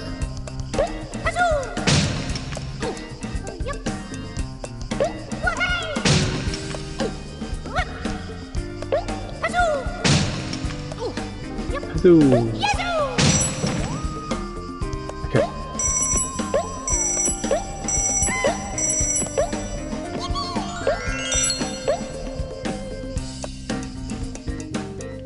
Smash that box as well.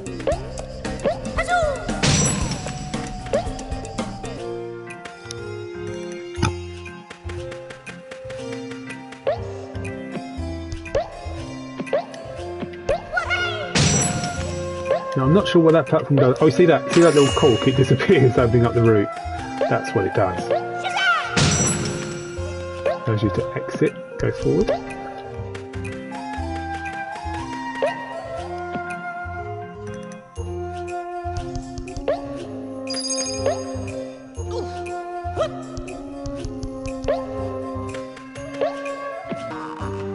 This is the final area, but this is tough.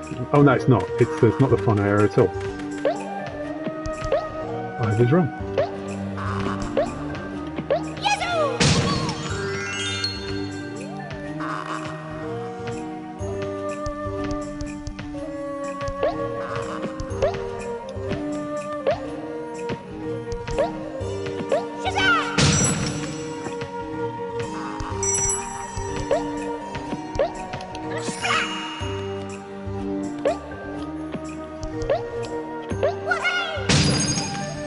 Okay, there's nothing particular in that other box, so we're just going to continue to just go to the exit. And this last area is very tough. Oh no, I'm ahead of myself. There's one more area after this. So there's a heart there. If we can get that, that would be good.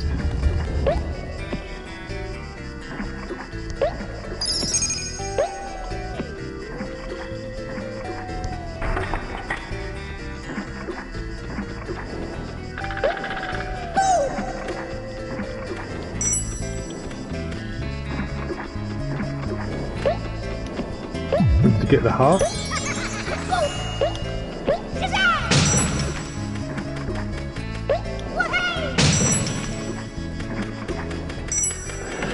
There we go. Now this is the last area, and this is really hard. Very tough jumps. Coming up.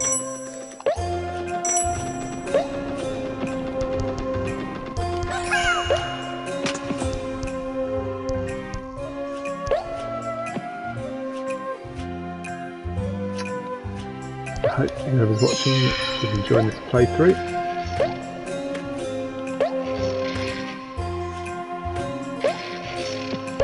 Okay, smash the box.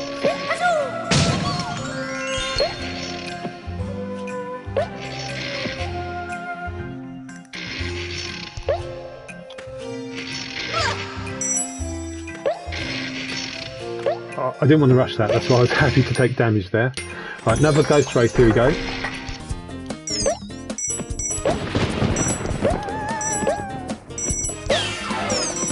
Go right.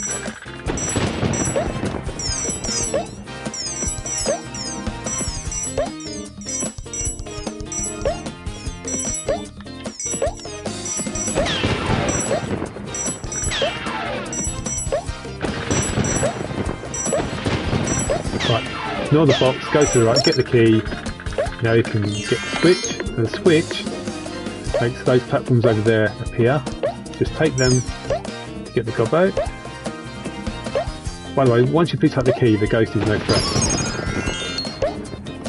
I mean, the ghost obviously can't hurt you, but you can steal the key. So as long as you've got the key, the ghost is no longer a threat. Done.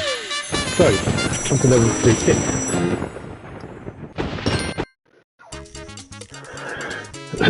Life's the beach. Obviously, which is a pun on Life's the beach. Oh, I'm nearly done with the. Well, I say nearly done. We've still got the boss, and then the other desert secret world. So we're not done with the desert levels just yet.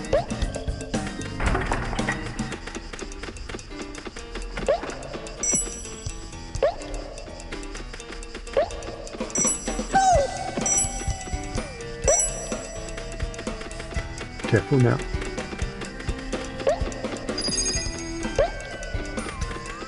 So let's get that one as well.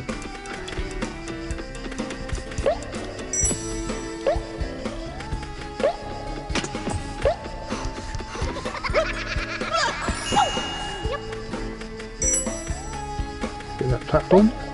And by pressing that switch, it activates that platform, makes it move. And now we can get the key, and then we can smash the boxes.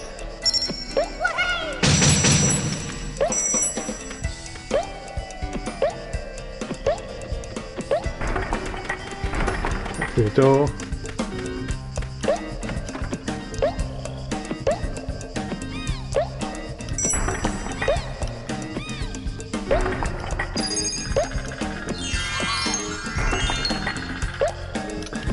And go through this door. That door is locked, so we do need to get a key. And the key to open that door is here.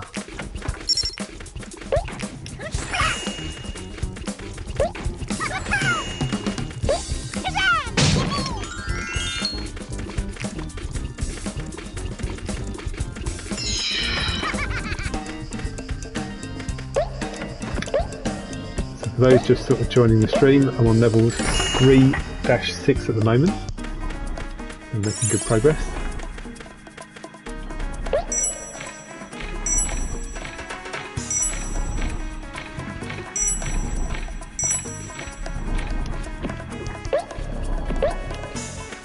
So instead of going that way, we want to backtrack, go this way again. Big jump. Through the gobbo, smash the jar to get more light, and go through that door.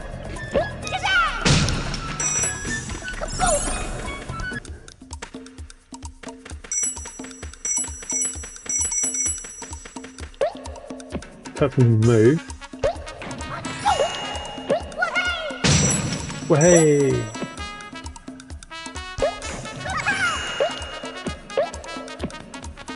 I mean, the original Croc was released, I think it was 1998, I think, correct me if I'm wrong. Still a really fun game. And I think they understand that developers, they want to do a remaster of Croc 2. You don't have to apologise for being away, it's no problem, thanks for coming back.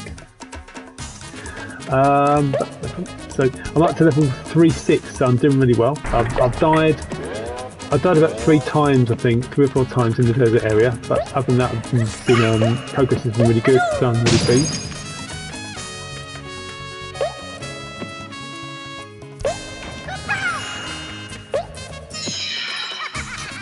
But I'm glad to be nearly done with the desert worlds, which are exhausting. That's for certain. Ooh.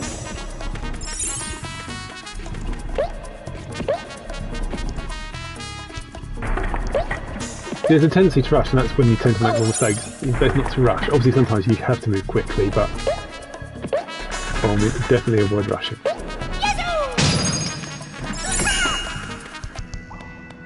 Okay, so what we're going to do here is, this area is reasonably straightforward.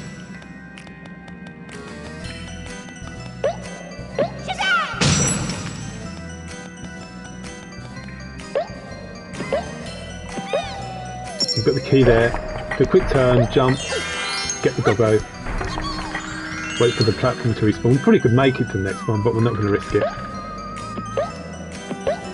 There we go. There's one more ghost race at the end of this world. So far we haven't marked up any of the bonus worlds. Let's see how we get on with this one.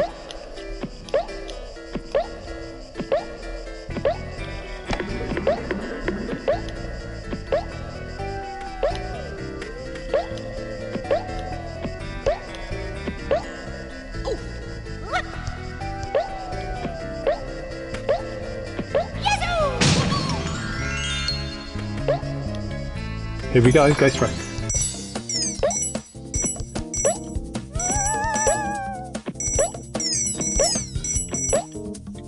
Don't worry if this one gets ahead, it's okay.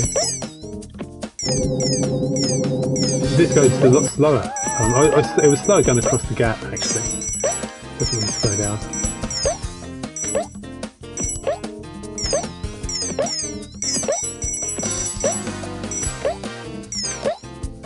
No, ignore that, go right. Don't hit the gong. Keep going.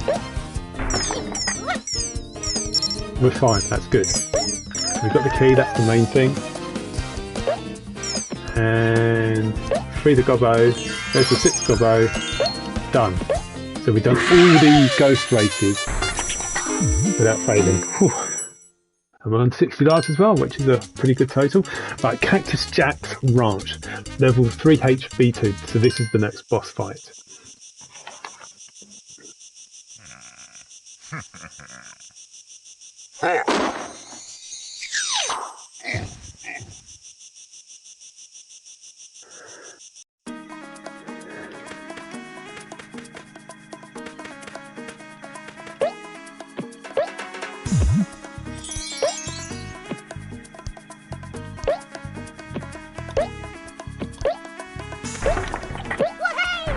Very nice of it to give us a heart so quickly. Pardon me, excuse me, I just sneezed. Another heart. And this boss level doesn't muck around. We're already at the boss fight, and I don't mind that. I like it sometimes when it changes up the pace. Sometimes it's more quickly, because some of the levels in the desert area really do drag on. So it's nice that this one is not mucking around.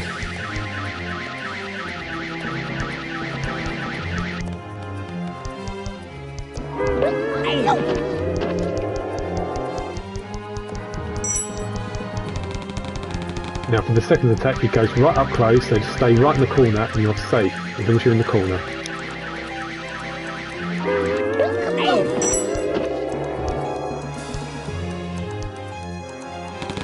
Oh! I was expecting him to go back before he started attacking. My mistake. Oh.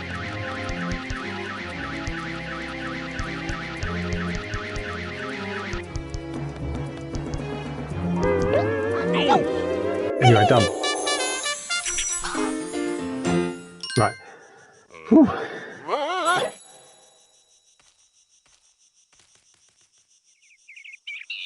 Animal's back on his cacti.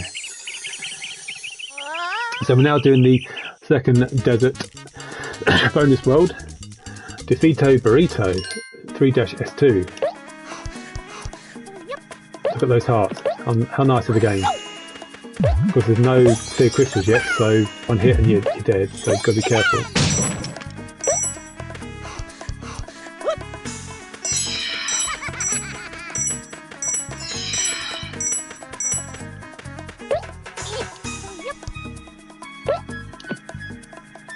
I mean, for those who have played Croc 1 and Croc 2, it'd be just interesting to know what do you prefer. Do you prefer Croc 1 or Croc 2? And Croc 2 there's obviously a lot more variety in levels, more things you can do.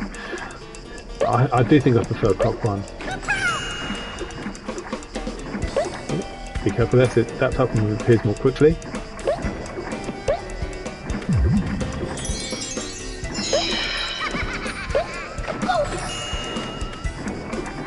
Even though it's very generous having all these hearts, which obviously are extra lives, if you're not careful you can end up losing way more extra lives than the actual hearts available. That's why you've got to be so much more careful on these levels.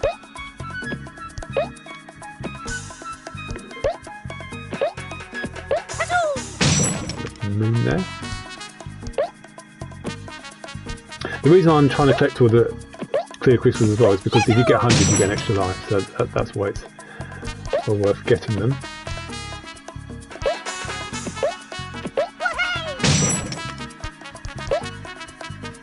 Oh,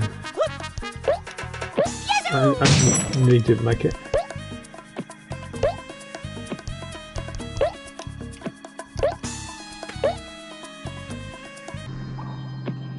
Okay, so we're nearly there, but before we can reach the jigsaw piece, which we need to get that switch, we need to go underground first of all.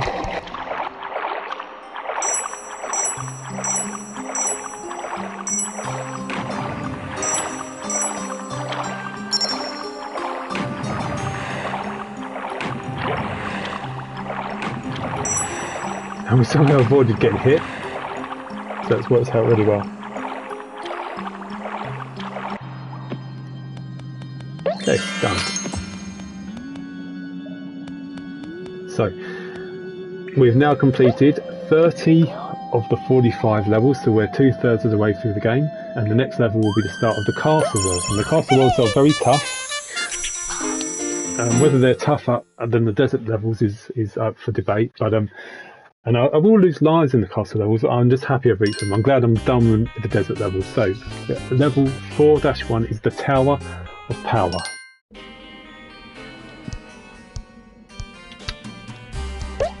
When the remaster was first released, there was a glitch in the Tower of Power where you got hit by some of those flails even when you're not even touching it. Now, I remember I actually brought this up on Twitter, and the official Argonauts account, obviously the team who made Croc, acknowledged it. It got quite a lot of views and replies. A lot of people had that glitch, but that glitch has since been patched, which is good. Let's get these hearts.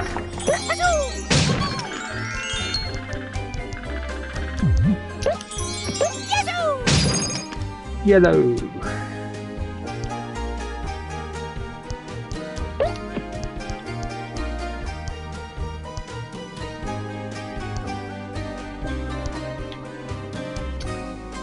Okay, just got to jump up here.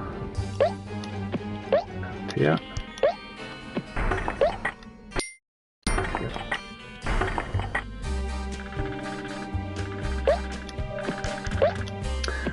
I think I've always been a fan of castle themed levels in games. I don't know, I just kind of like, I don't know, I kind of like castles or the medieval times or something like that. Now, you need to push it far enough so that Croc can climb up the second block. So we're going to push that. There we go. So we need to do. We can smash the block, get the switch. Straightforward enough.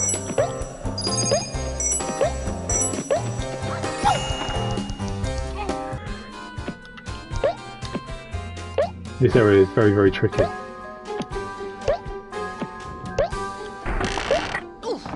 If you're normally you end up crawling underneath the monkey bars, and that enemy is flying so quickly, it's very hard to avoid getting hit. If you get hit, you fall down and die to the bottomless pit. But if you're lucky, you can get on top of the monkey bars like I did there, which makes this section a cakewalk. So I don't normally get on top of the monkey bar, so I'm just happy I managed to do it there. I like the design of this one because you're basically kind of like ascending the tower, you're just climbing.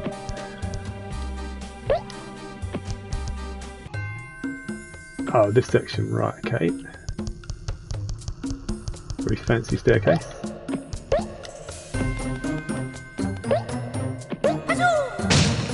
don't press jump twice, because if you do, you'll literally fall through. You'll basically die. If you press jump twice, you smash twice, you go right underneath that cog. So it's a mistake I've made before. Just press jump once and you're fine.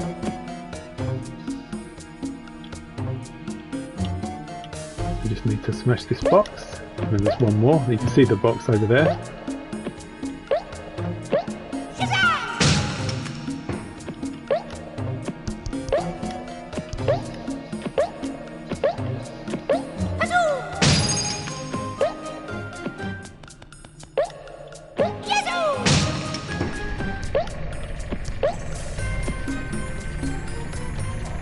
On we go to the next area.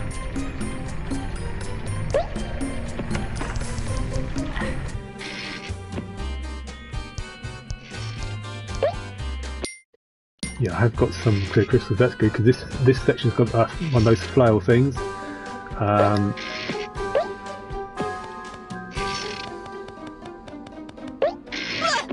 Very easy to get hit there, like I did.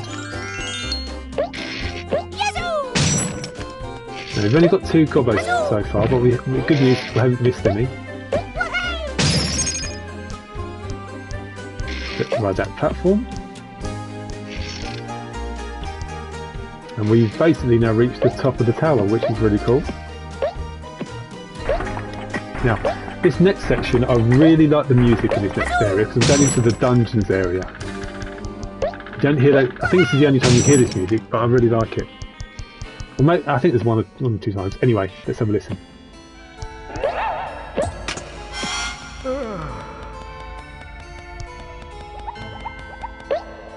Pressing that switch, there was like a set of bars stopping me from going by. Pressing that switch, it removes the bars.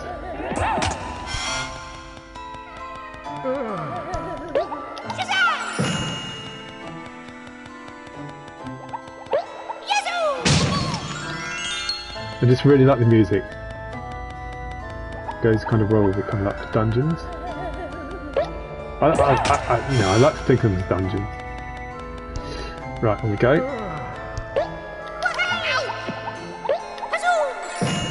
The only way to destroy them is by smashing them like that. Otherwise, you have to sneak past them. There's the 5th one. So let's take the door.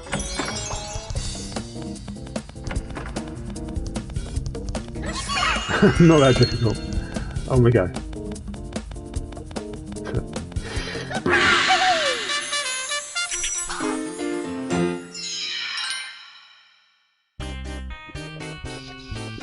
Level 4-2 now. Hassle in the castle. I'm not quite sure what the hassle is.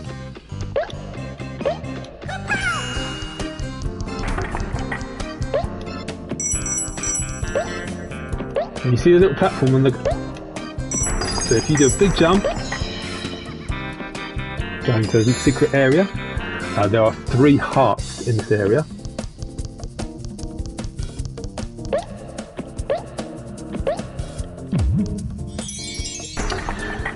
As long as you don't fall and die, you can end up with 70 lives at the end of this, which is good.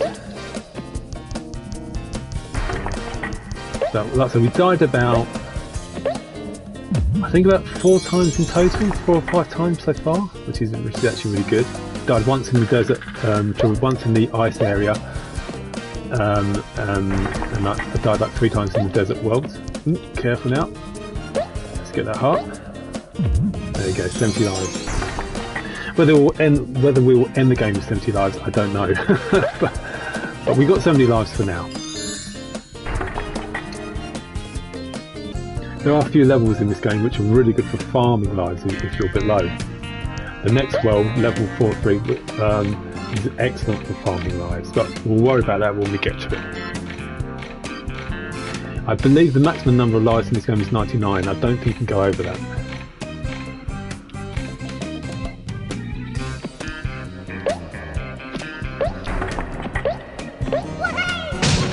Well, hey! Oh, there we go.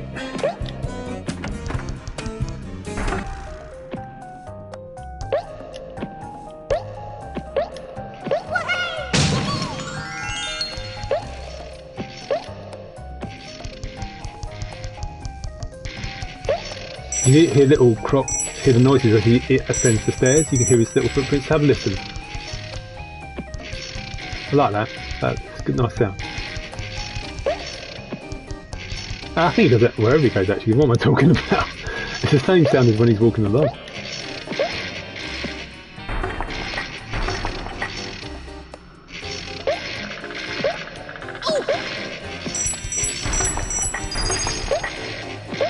I like the little paintings there of Dante and his minions. Portraits. So this bit, just get on the platform. You need to jump on that temporary platform to avoid those electric shocks. Not too difficult. I'm controlling the camera with the right analog stick, so which works actually fine. Actually, the camera and the analog stick. It, oh, ouch.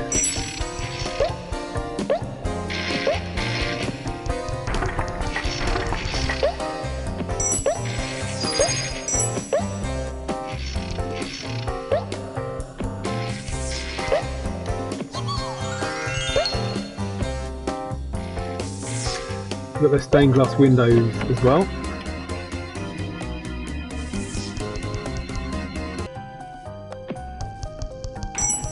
Got them in the shooting, so we'll move quickly here.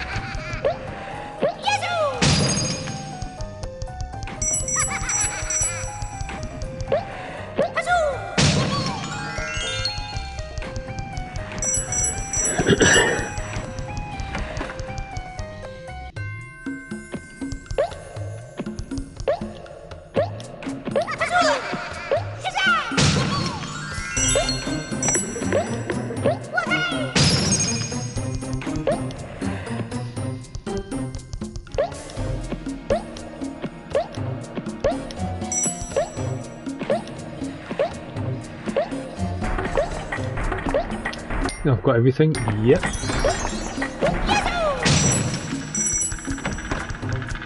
There we go. Okay.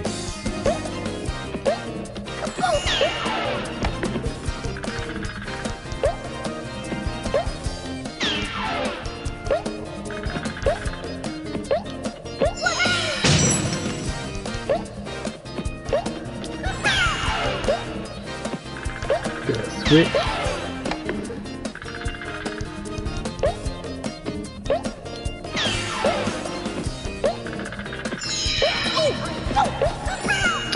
I haven't died in any of the bonus areas yet. Don't jinx it, of course. now for the, I don't know, infamous, but the cheeky level 4-3, which is called Dungeon of Defright. So this one, you know the 4 different Gobbo challenges you've played throughout the game. They all appear at once now. The first one, it's going to take me a few attempts. You'll see why.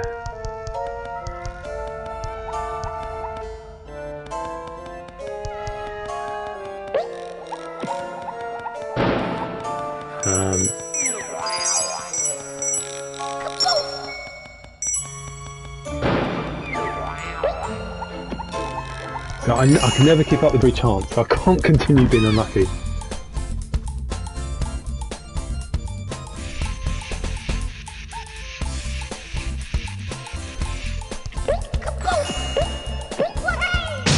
Finally! Now I just got to hope I can get the Gobbos and all the other challenges. I don't know how to do that first one again. I mean, sometimes you can get the Gobbo first attempt. If there is a technique, then let me know. I have no idea. This one's easy. The next one is very hard because it's the cauldron one, so I've got to concentrate.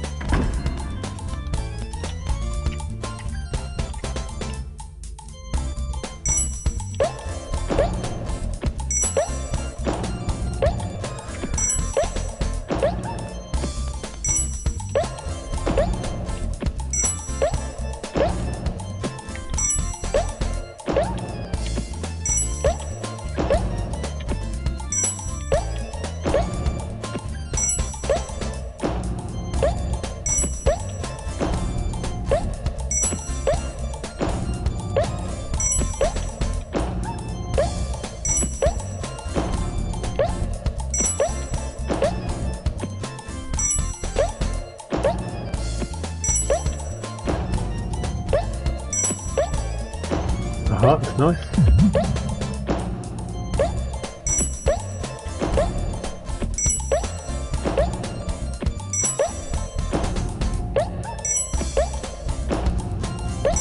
Oh, that was close, wasn't it?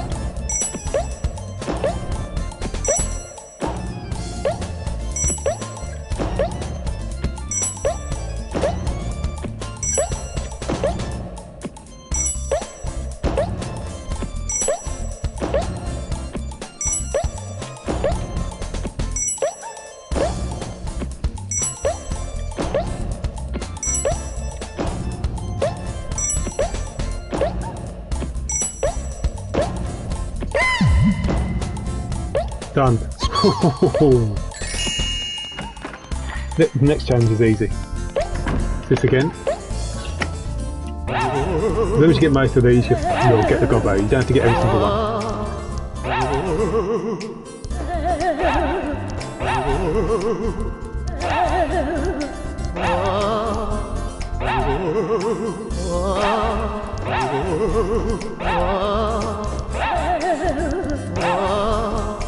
You don't get enough.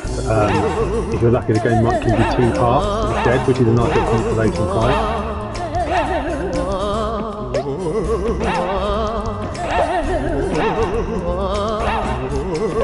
Come on, careful, careful.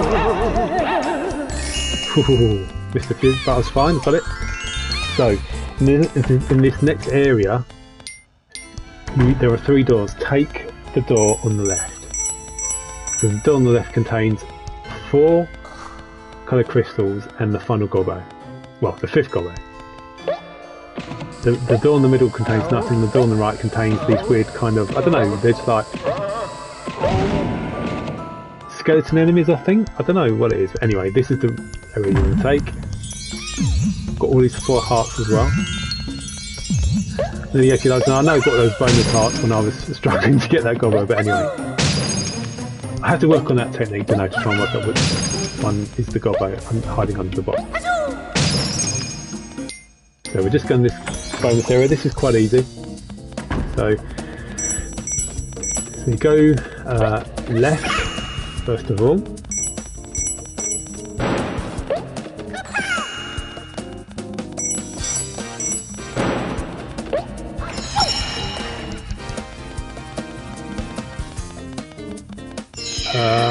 Go left.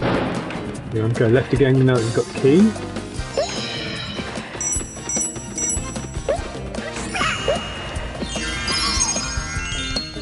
Let's see if it's Gobbos, so we can just go to the exit now.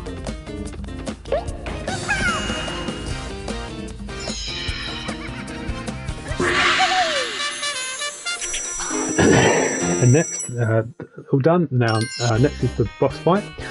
Fosley's Freaky Donut. Oh, look at that. Nice, happy Fosley. And not so happy now. What?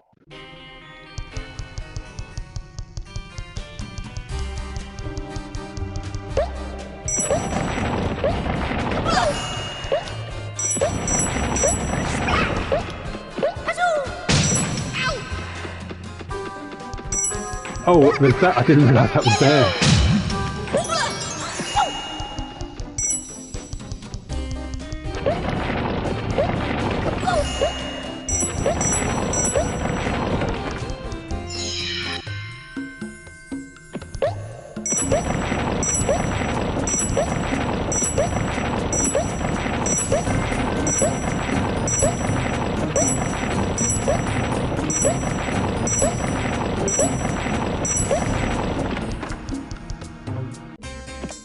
Okay, there's the boss. So this is quite straightforward boss. So when he throws the enemy, get out of the way.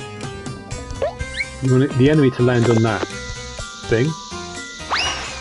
So go straight back to get the enemy. So just stay roughly here, next to the little platform. And the enemy will run towards you. One more hit.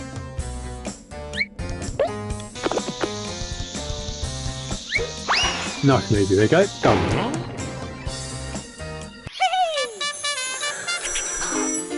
And I'm quite grateful that's a quick boss, because obviously level 4-3 took me a while, didn't it? And the next level, the next secret level, level 4-S1, which is next, will take a while as well. He's got his balloon back, that's the main thing. I like to think Croc is just looking at him thinking, that's just weird. So level 4-S1, smash and see.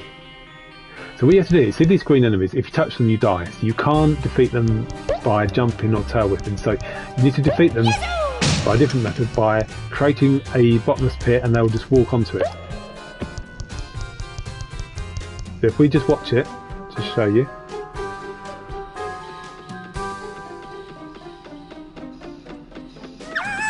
Now, you do have to defeat the enemies.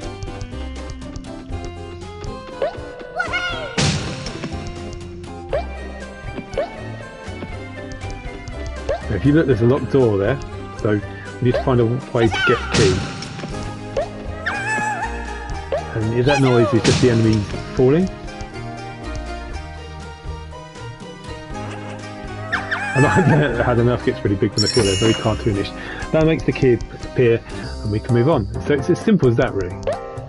But again, there's no clear crystals, there's nothing protecting Croc, that's why you do have to be careful. And that you don't fall down the bottomless pit as well.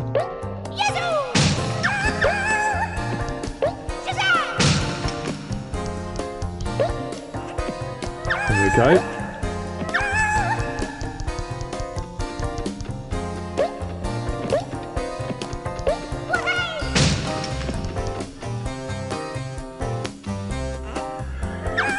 Key will appear, and on we go. So same for this area as well.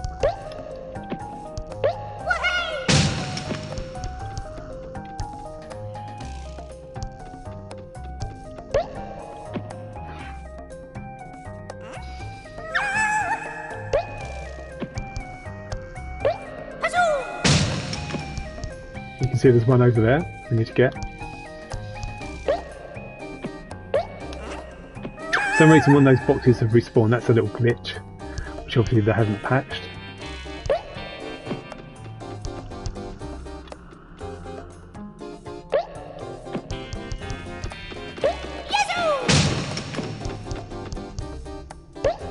We need to be careful here because again there's no clear crystals, so there's nothing to protect Croc from being insta-killed.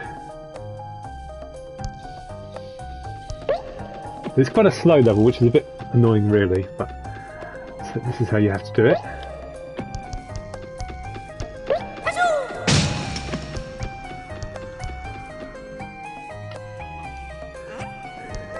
There's one more area now. Now, the good news about this area, you don't need to defeat the enemies, just make sure they don't hit you.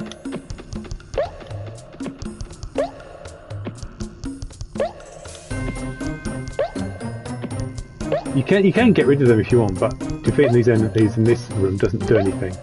Anyway, it's done, we've got the jigsaw, only one more jigsaw piece remains. That's level 4-4, Ballistic Meg's Fairway. I wonder if that's supposed to be a pun on Mystic Meg, which is she was kind of like someone who would appear in the UK on the National Lottery shows, where she do like, you know, mystic readings into a crystal ball. That might not be a reference to that, I don't know, or it might be. Anyway, let's get on with it.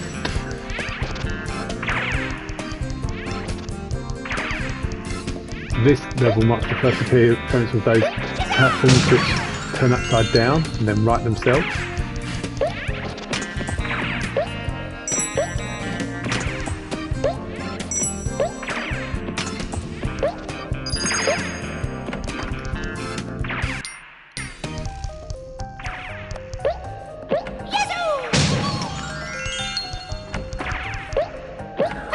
This particular level features quite a lot of climbing use on the monkey bars. I assume they're monkey bars, I just call them that, I don't know what they're called really.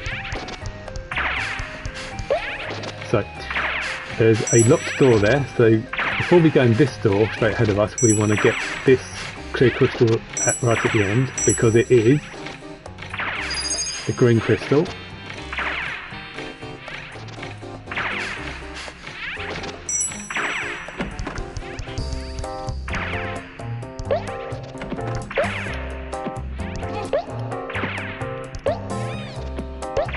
You can't kill those fast running enemies, so you just have to avoid them.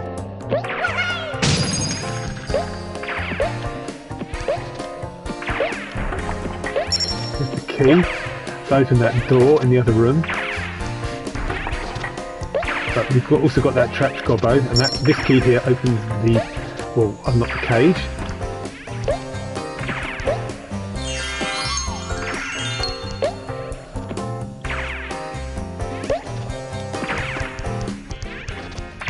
Okay.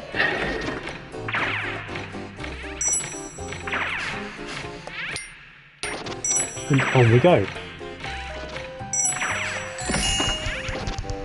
Another set of monkey bars here. Now this is a bit more slower, you just have to wait for the platform to appear.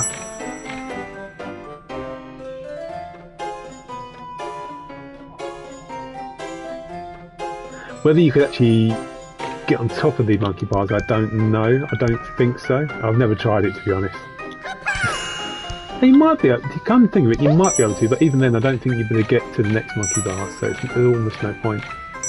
Anyway, there's the door, that's where we that's our exit. A bit further forward.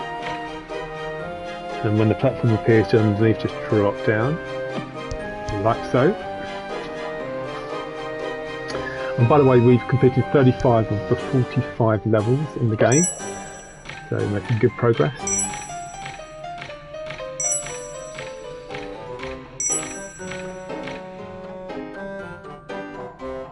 Now I've been streaming for 2 hours and 34 minutes. Just thought you'd like to know that. Definitely, this stream will definitely pass the 3-hour mark.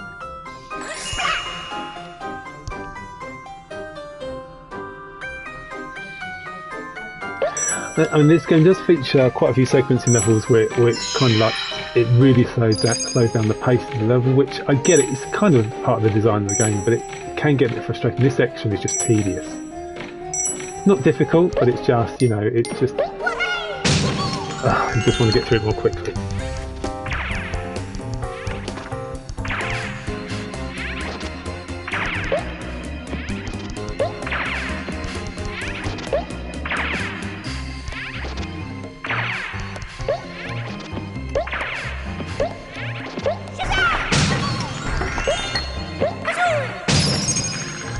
There's all 5 crystals.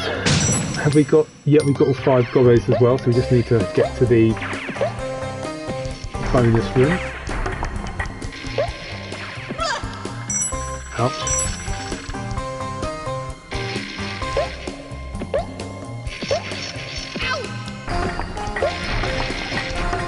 This area requires a lot of timing and a lot of patience. This does take a while.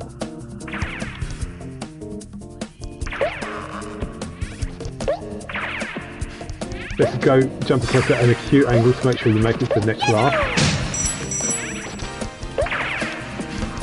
Now this is the 6th Gobbo in the spot. Now we have to just make it to the exit.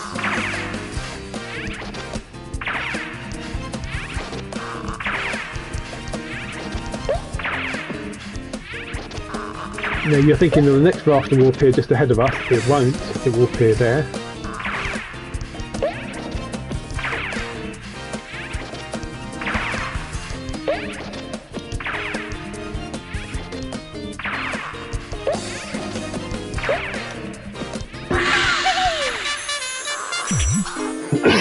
And we're done. So on to level 4-5. Now 4-5 contains the last secret area, which I'm going to show you. I've shown all other secret areas so far. So 4-5, Swipe Swifty's Wicked Ride.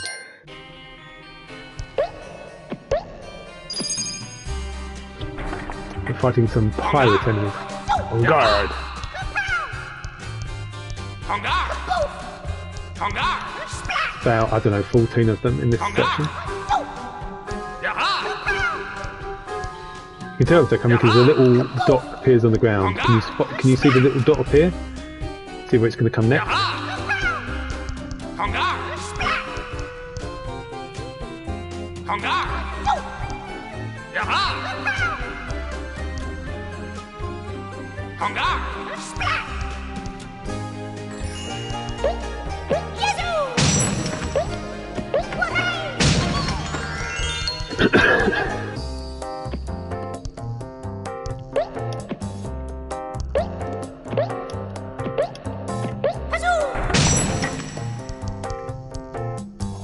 waiting for that platform to respawn. There we go.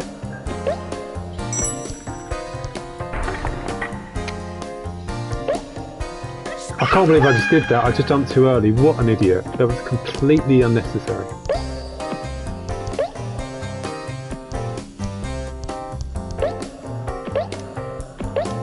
Rushed it.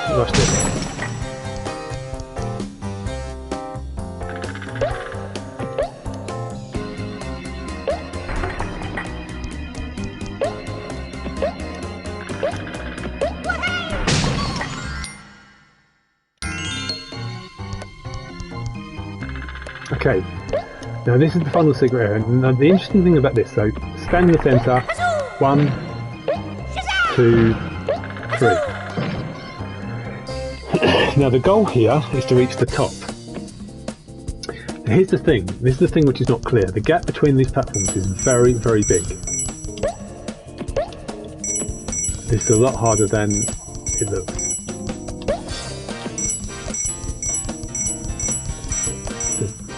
Doing a short run and jump generally works for me.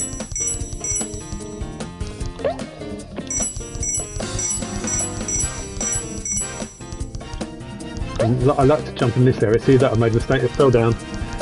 Very easy to do.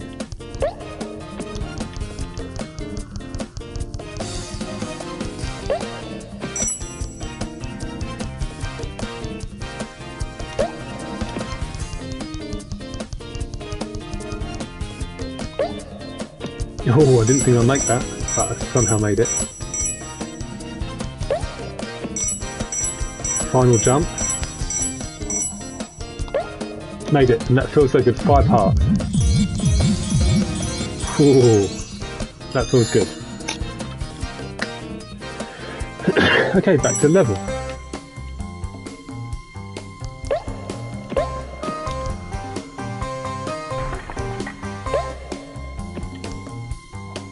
And that was the final secret level, so we did them all.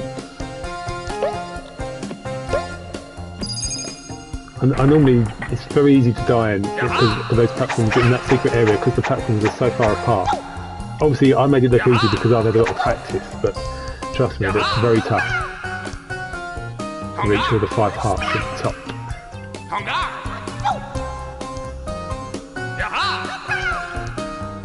Croc fighting pirates in the castle, who would have thought?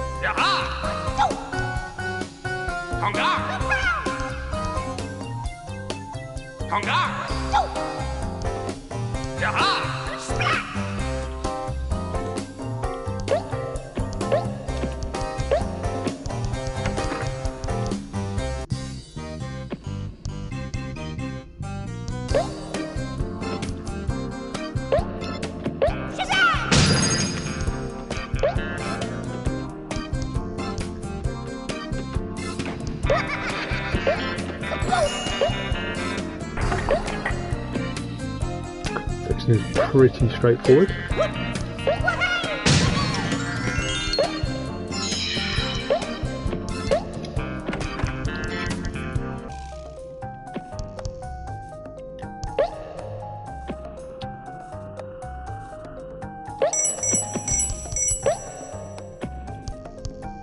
Now, one of these clear crystals is a colour 1, that's why I had to take time to get them. Might be this one. Of course it might not. I think it's this one. No, it's not.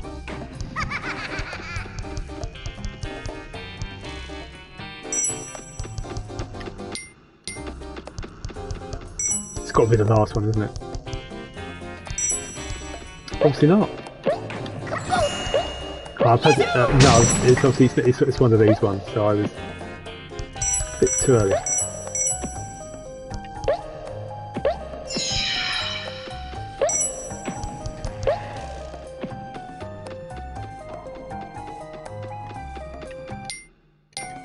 That should be the Gobbos, I think.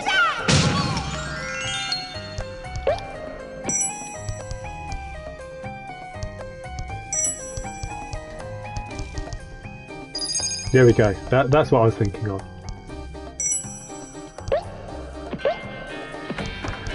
Right, just one more gobbo and clear crystal. Then we can get into the bonus world.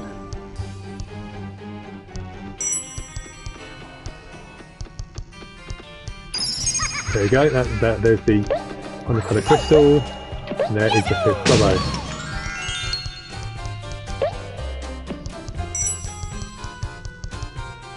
There we go. Now this one is can be quite daunting, so the platforms shrink. Now, if you face, so there is the gong over there. Face this area makes it a lot easier. Just keep the camera facing this way, and you'll know you're making it way towards it, like that. Just keep doing that.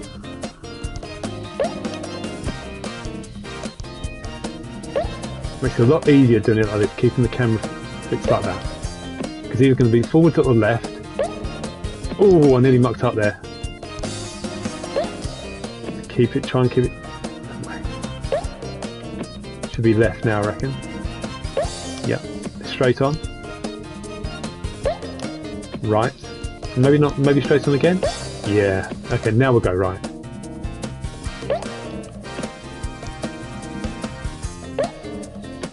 Straight on. Done.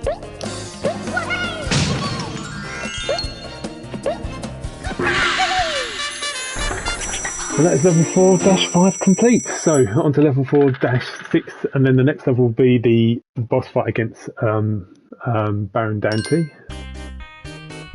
Panic at Platform Pete's Lair.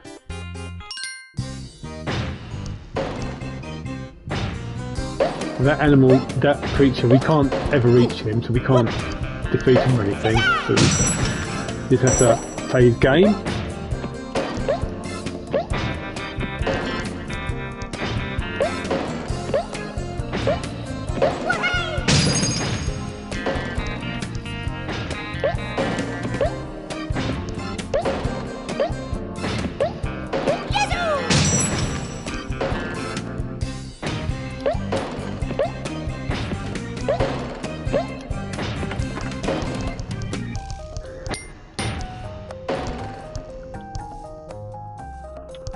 So every room is just getting across these tricky platforms.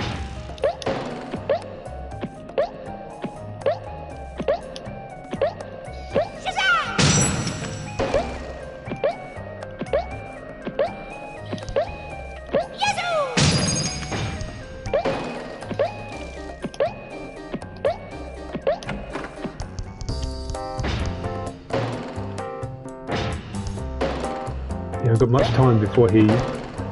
Oh no, that's such a silly mistake. Needs to be done now.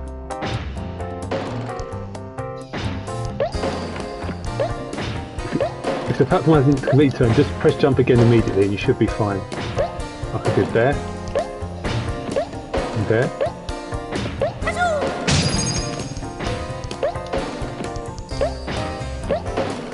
Okay, so you notice we haven't got any gobbos so far, but we've got 3 kind of crystals.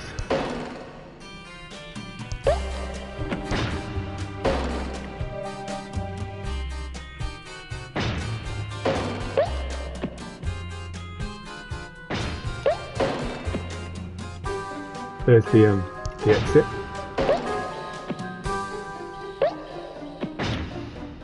At some point every single platform will go upside down, so you need to make sure you're off the platform before it goes upside down.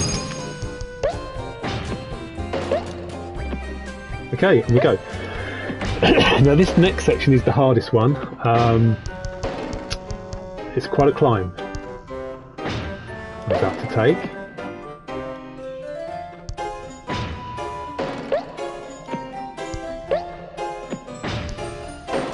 Once you learn the pattern, it's not too difficult, but the first time you play this, it can be very, very frustrating.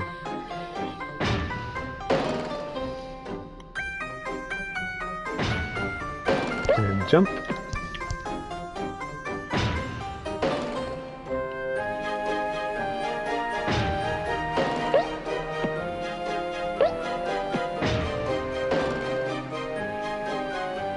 So we're just waiting for the platform to go up first. There we go. See the little platform there, that obviously that one won't turn, that one. So that, you can rest here if you need to. It's a good like little halfway point.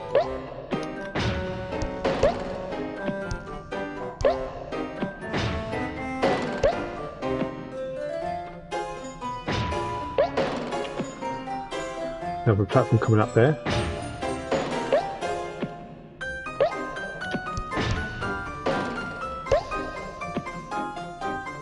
I'm just going to wait for my nearest platform to turn upside down because I don't know when it will, so I just want to be careful.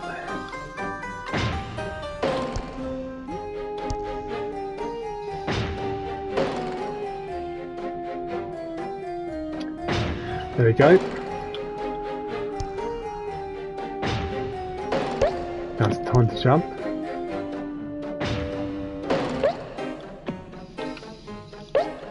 And we made it! Hooray! Now there's still no Gobbos, so we got all 5 colour crystals and all Gobbos. And the reason why it is, this is the only bonus area where every single Gobbo, all 6 Gobbos are in the bonus area.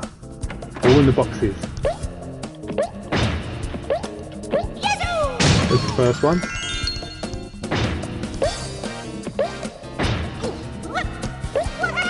There's the exit over there, so there's 2.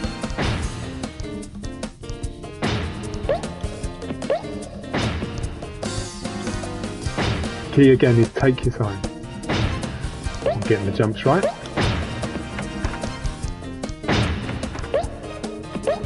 The third one.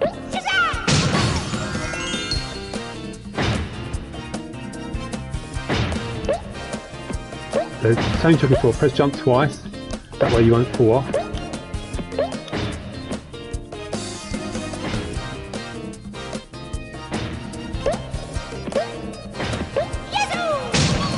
Fourth one.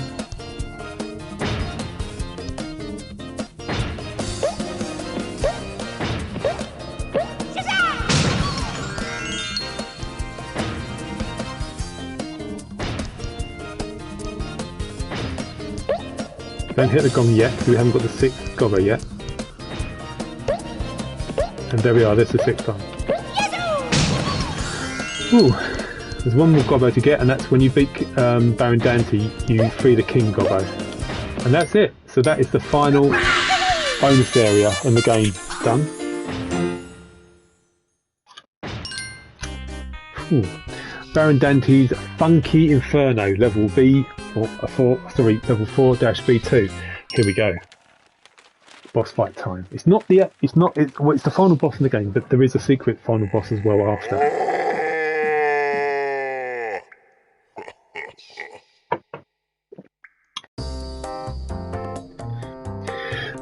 Okay, off we go.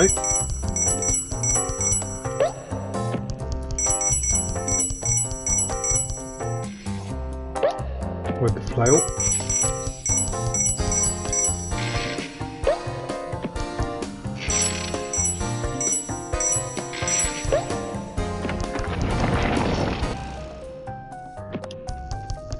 Here we just try and avoid obviously getting hit by those enemies when they fire their little, I don't know, fireball things.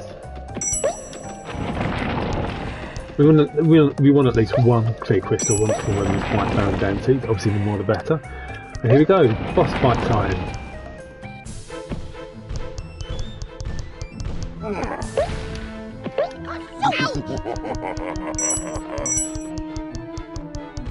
Obviously my hit didn't work there. Yeah, it's much better.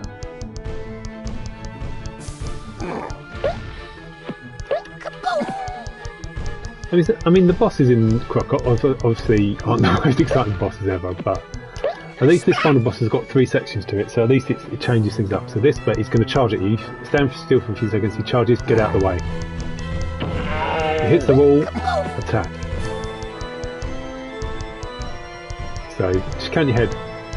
Something like 1 to 3. 1, 2, 3. Out the way. Oh no, wait again. 1, 2, 3, go. Get the way, because he does move quickly.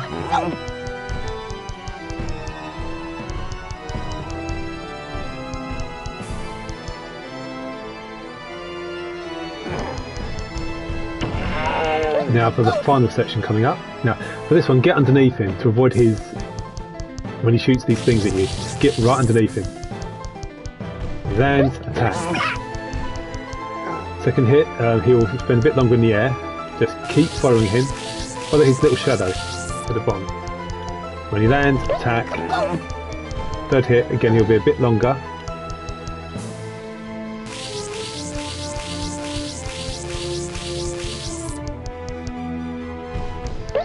There you go. Done. Yay! So we beat the final boss.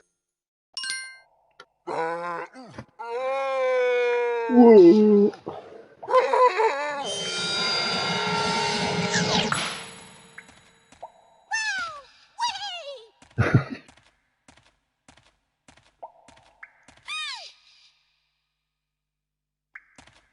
There you go, that is the 45th Gobbo, the king of the Gobbos.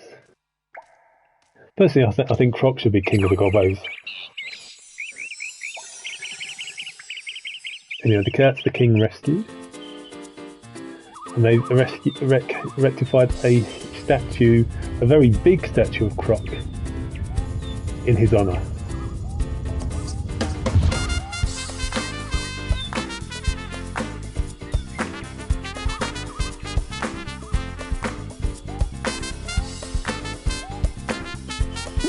And you've got his little tooth as well.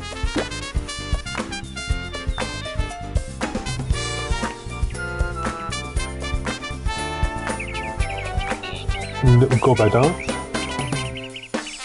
It's coming up to 3 hours streaming so far. Still clapping there.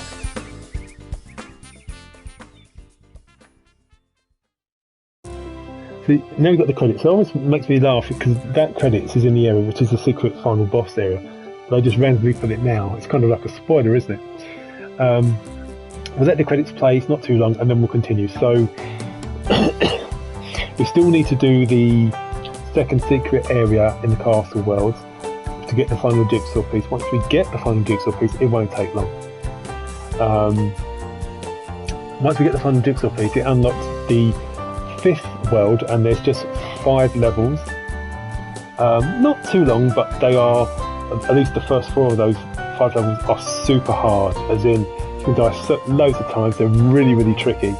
And what all they've done is they've reused level design from previously in the game, but they've made it really hard. But we're going to do them anyway. But yeah, it's Croc's a nice little game. It's not the biggest game in the world. The original version was brutal because, like I say, the original version didn't have analog controls. This is PlayStation 1. So all you had was the tank controls, as in you were trying to move in the 3D space using the D-pad. And every time you moved the D-pad, it made the camera move. So it makes it very difficult because it was very slow movement, and it doubled the difficulty of the game. And that's why a lot of people, understandably, didn't like Croc very much. But thankfully, with the remaster introducing the analog controls, it makes it a lot more fun to play. It's still a hard game, as you saw I did die a few times. I died the most in level 4-3 because I was getting frustrated, wasn't I? Because I couldn't find the Croc in the the Gobbo in the which box it was hiding under. Anyway, other than that though, it's been a really good playthrough. It's gone really well so far. But yeah, so that's it. These credits, they'll finish soon. They're not that long. Basically, what this platinum version, this new version of the game that was released a few days ago adds is a few more extra trophies, including the platinum trophy. I've got them all, they're not that difficult to get. It adds time trials for each level. So one of the trophies is you need to beat the time trial, it's the gold time trial challenge time in 30 of the 45 levels. So you don't have to do all of them, which is good. But also, once you, there's a harder time as well. There's a platinum time, which is insanely hard. It's just, it's bullshit. I could only do a few of them, but there's one trophy where you need to do 5 of the platinum challenges. I did 5 of them in the grass worlds because they're much shorter. But it's the platinum challenges, time trials. The platinum time trial challenges are brutal. They are really hard. I'd say don't go guys, it's not over yet, we've still got a few more levels to do. I'm not fussed about time trials, but hey, look, it's something. It's nice that they've added more content. Now, here's interesting, something which the team who developed Croc confirmed. Is apparently, so the original remaster didn't have a platinum PSN trophy. So apparently, you can't just when you patch the game, you can't add a platinum trophy by patching the game. You have to do a new release of the game to add the platinum trophy, which is why they dubbed this the Croc Legend of the Gobbos Platinum Edition. So it is technically a new release of the game, and that allowed them to add the platinum trophy. I didn't realise you couldn't add a platinum trophy in a patch, but now we know. So we're now going to go for the final jigsaw piece in level 4-S2 Jailhouse Croc. Yay, we're back in the dungeons!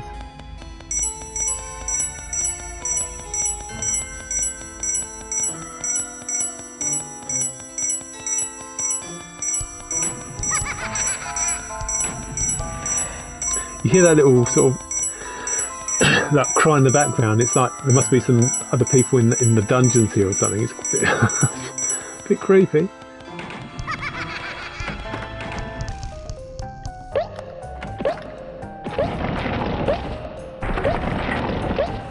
There's one of the new trophies in the Platinum Edition that requires you to get through this level without jumping. Good luck with that. I've done it, but it's you have to basically use your tail in this section to whip across really quickly, kind of like this.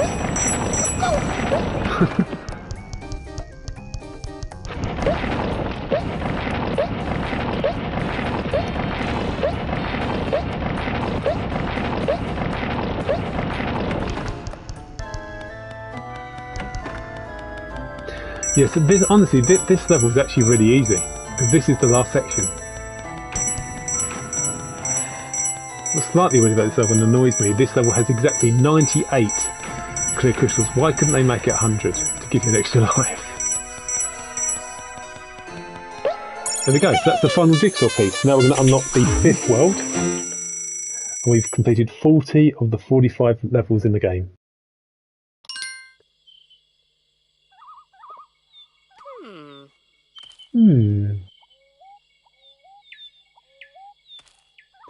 I like how it's got all the castle background. Game expects you to get all the final jigsaw piece in the castle level.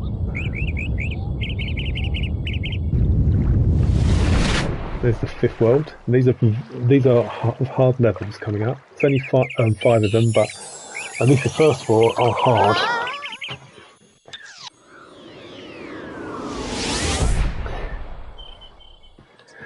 That is Sentinel Dante. Or Dantony. 5-1, and so the adventure returns.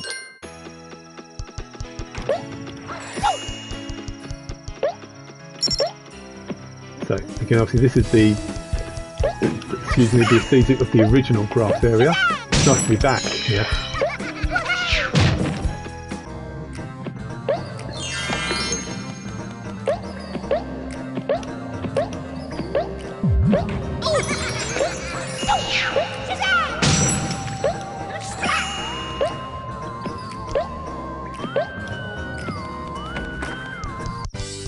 Go.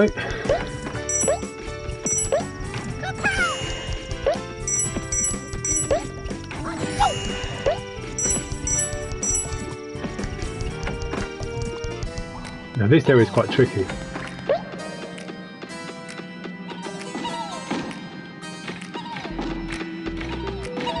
So you've got bottom bits underneath us.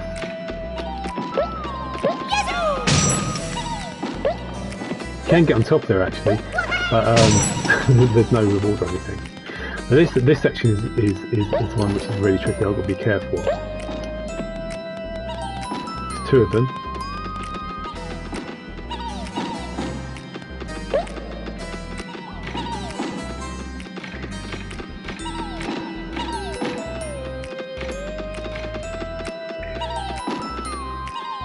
Got trapped. Nothing I could do.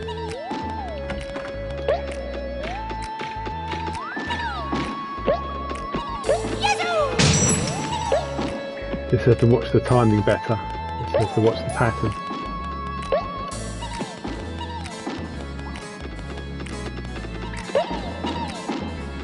They're out of sync this time, which is fine. It means I can make it across. It's just the first time they were at a slightly different sync. Anyway, we've made it. That's the main thing.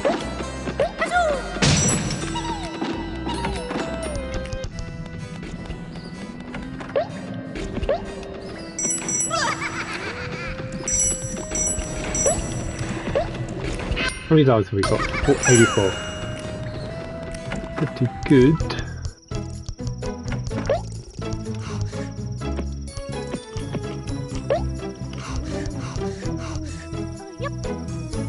Yeah, see, it's just up along there.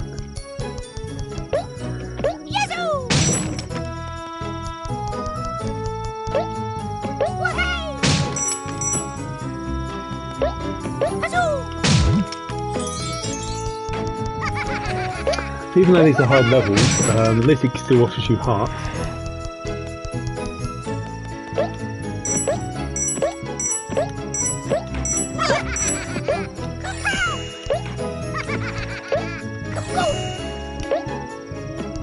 And done. So you probably gathered now the next level, level S, level 5-2 Diet Bruh is an ice themed level. Oops.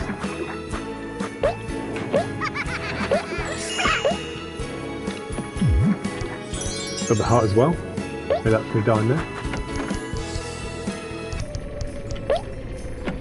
As you can tell, it's basically they've just reused levels from earlier in the game.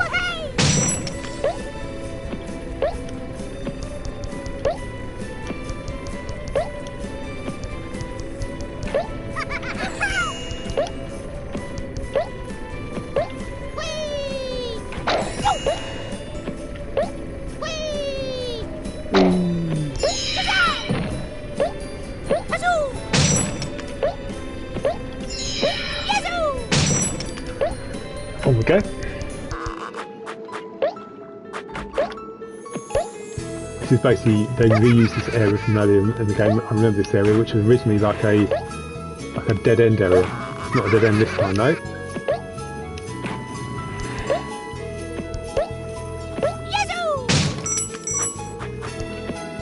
Oh, didn't mean to do that.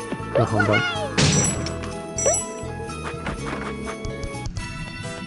Alright, this section is tricky.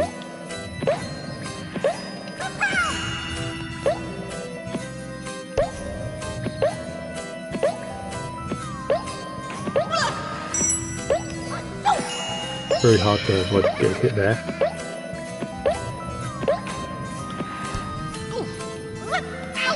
Serious? Oh, get the crystal. For goodness sake, get the crystal. Anyway, we're near the end of this level, so not long now.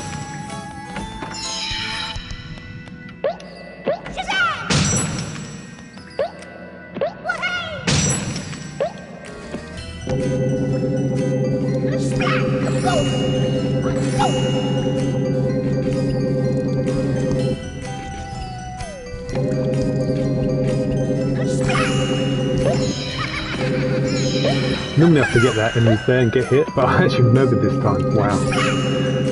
And that's it. That is the end of the level, so it's not too long.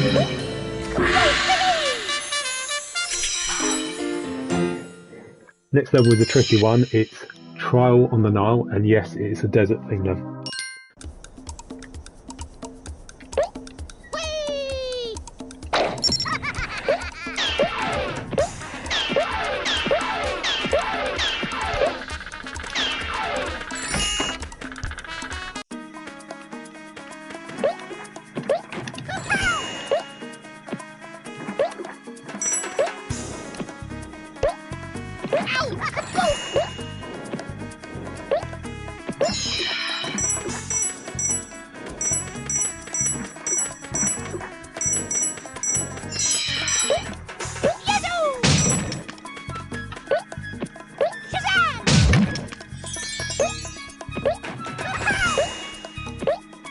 If anyone wondering, there's only like 3 levels left, so we're nearly done with the game.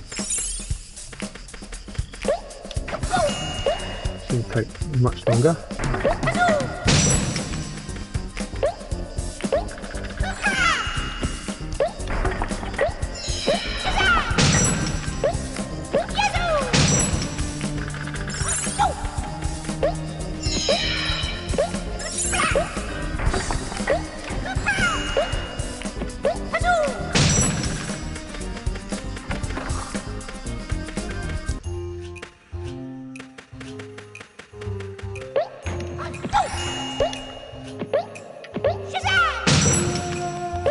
It's kind of shame these levels aren't unique because they blatantly reuse design from earlier in the game, which is a little bit lame, if I'm being honest.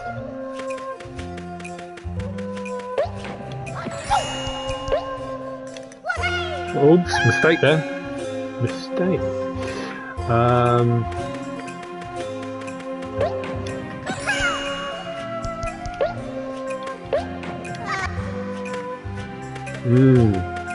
I think I better get some of those clear crystals.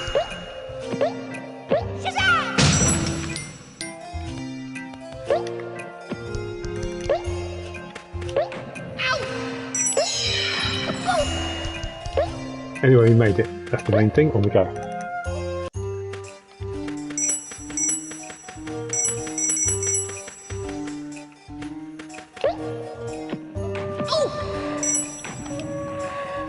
I tried to recover, but I just got stuck in the edge of it, didn't I? So, oh well. Ouch indeed.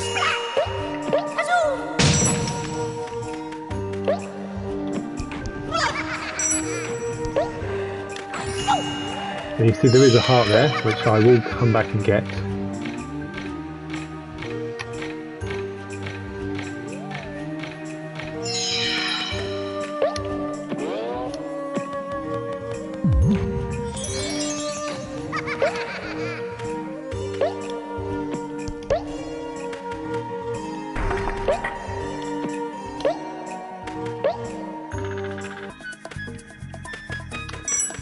Getting to the end of this now.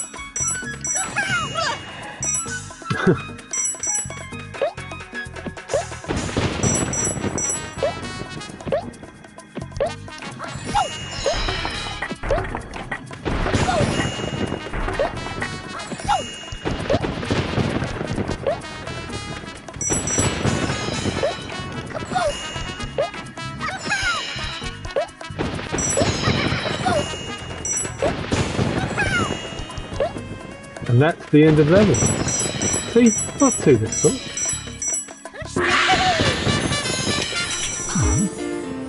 And now for the castle world. 5-4, Crocs Interactive. Which actually was a pun for Fox Interactive.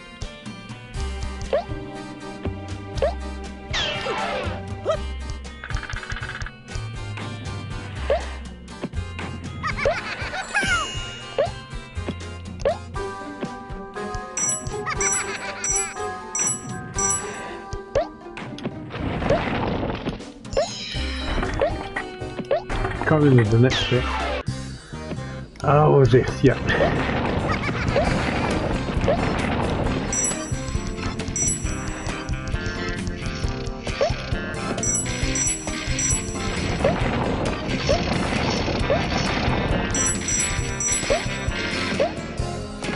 You know, this bit's quite interesting. So you've got two exits. So each exit will take you to a different area. Once you get through that area, they both rejoin the next area. I've probably made a mess of that. So yeah, so each door has a different you go to a different area, but once you've beaten that area, the next area is the same for both. So we're going to go in this door. Actually, no, we're not. We're going to go this way. I think I prefer this one. Not necessarily easier, but I just prefer it so.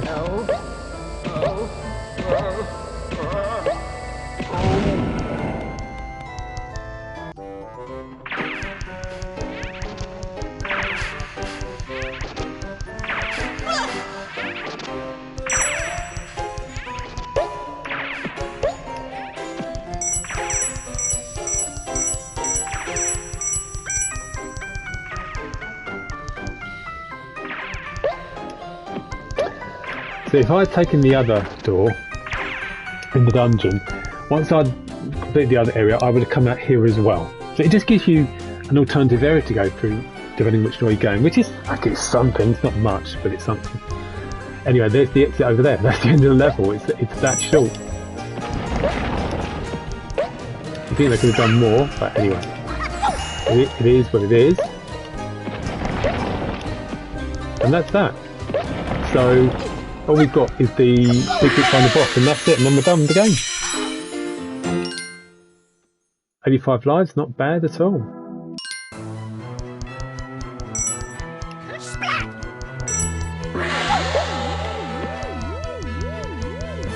So the goal of this is simple.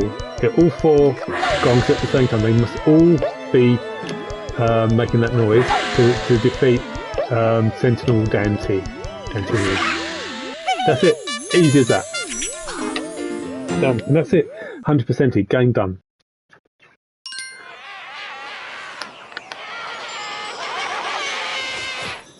So I hope you enjoyed this live stream.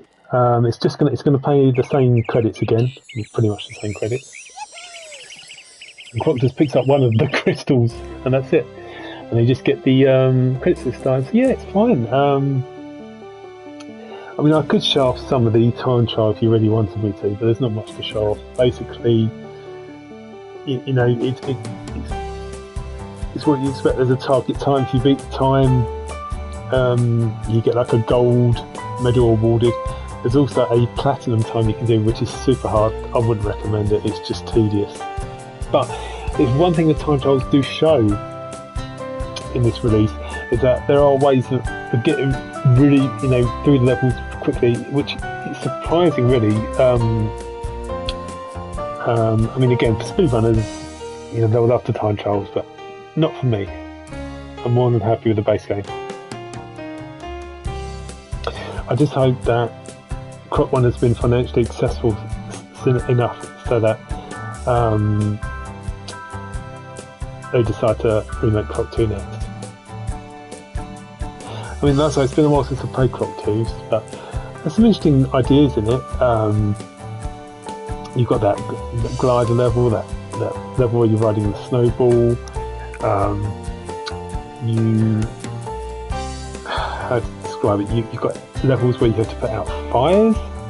You have to buy the little bouncy jellies from this salesman, and depending on what type of jelly you buy, you bounce higher, and you'll need to use the jelly to reach places. And if you run out of those supplies, then there's a really good level to farm the clear crystals to buy more of the jellies. Again, that's not going to make any sense if you're going to play Croc 2. If you play Croc 2, you probably know what I'm talking about. But anyway, if they do remaster Croc 2, that's probably a couple of years away. So we can just happily enjoy playing Croc in the meantime. But anyway, I hope you enjoyed the stream. My live stream has been 3 hours and 16 minutes.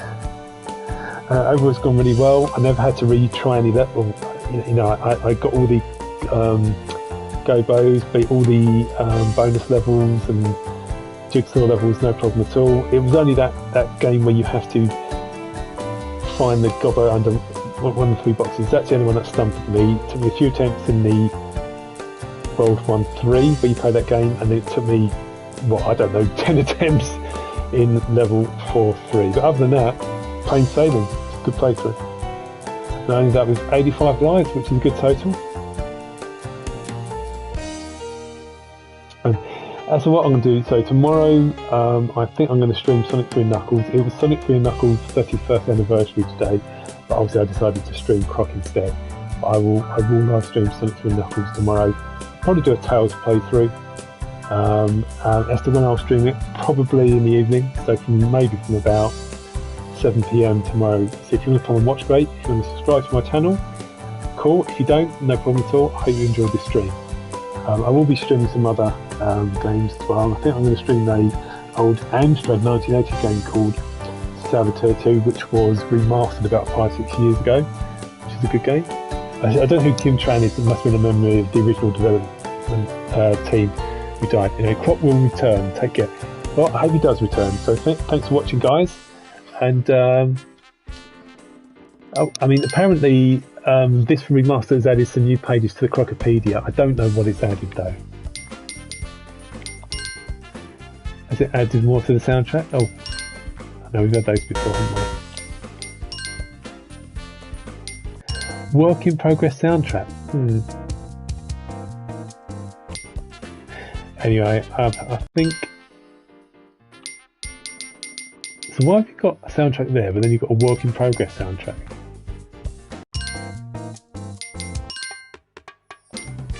Perhaps that was just when they were, you know, halfway through the soundtrack. Anyway, that's cool. Anyway, thanks for watching, guys. Croc is a good game, so play it. Bye for now.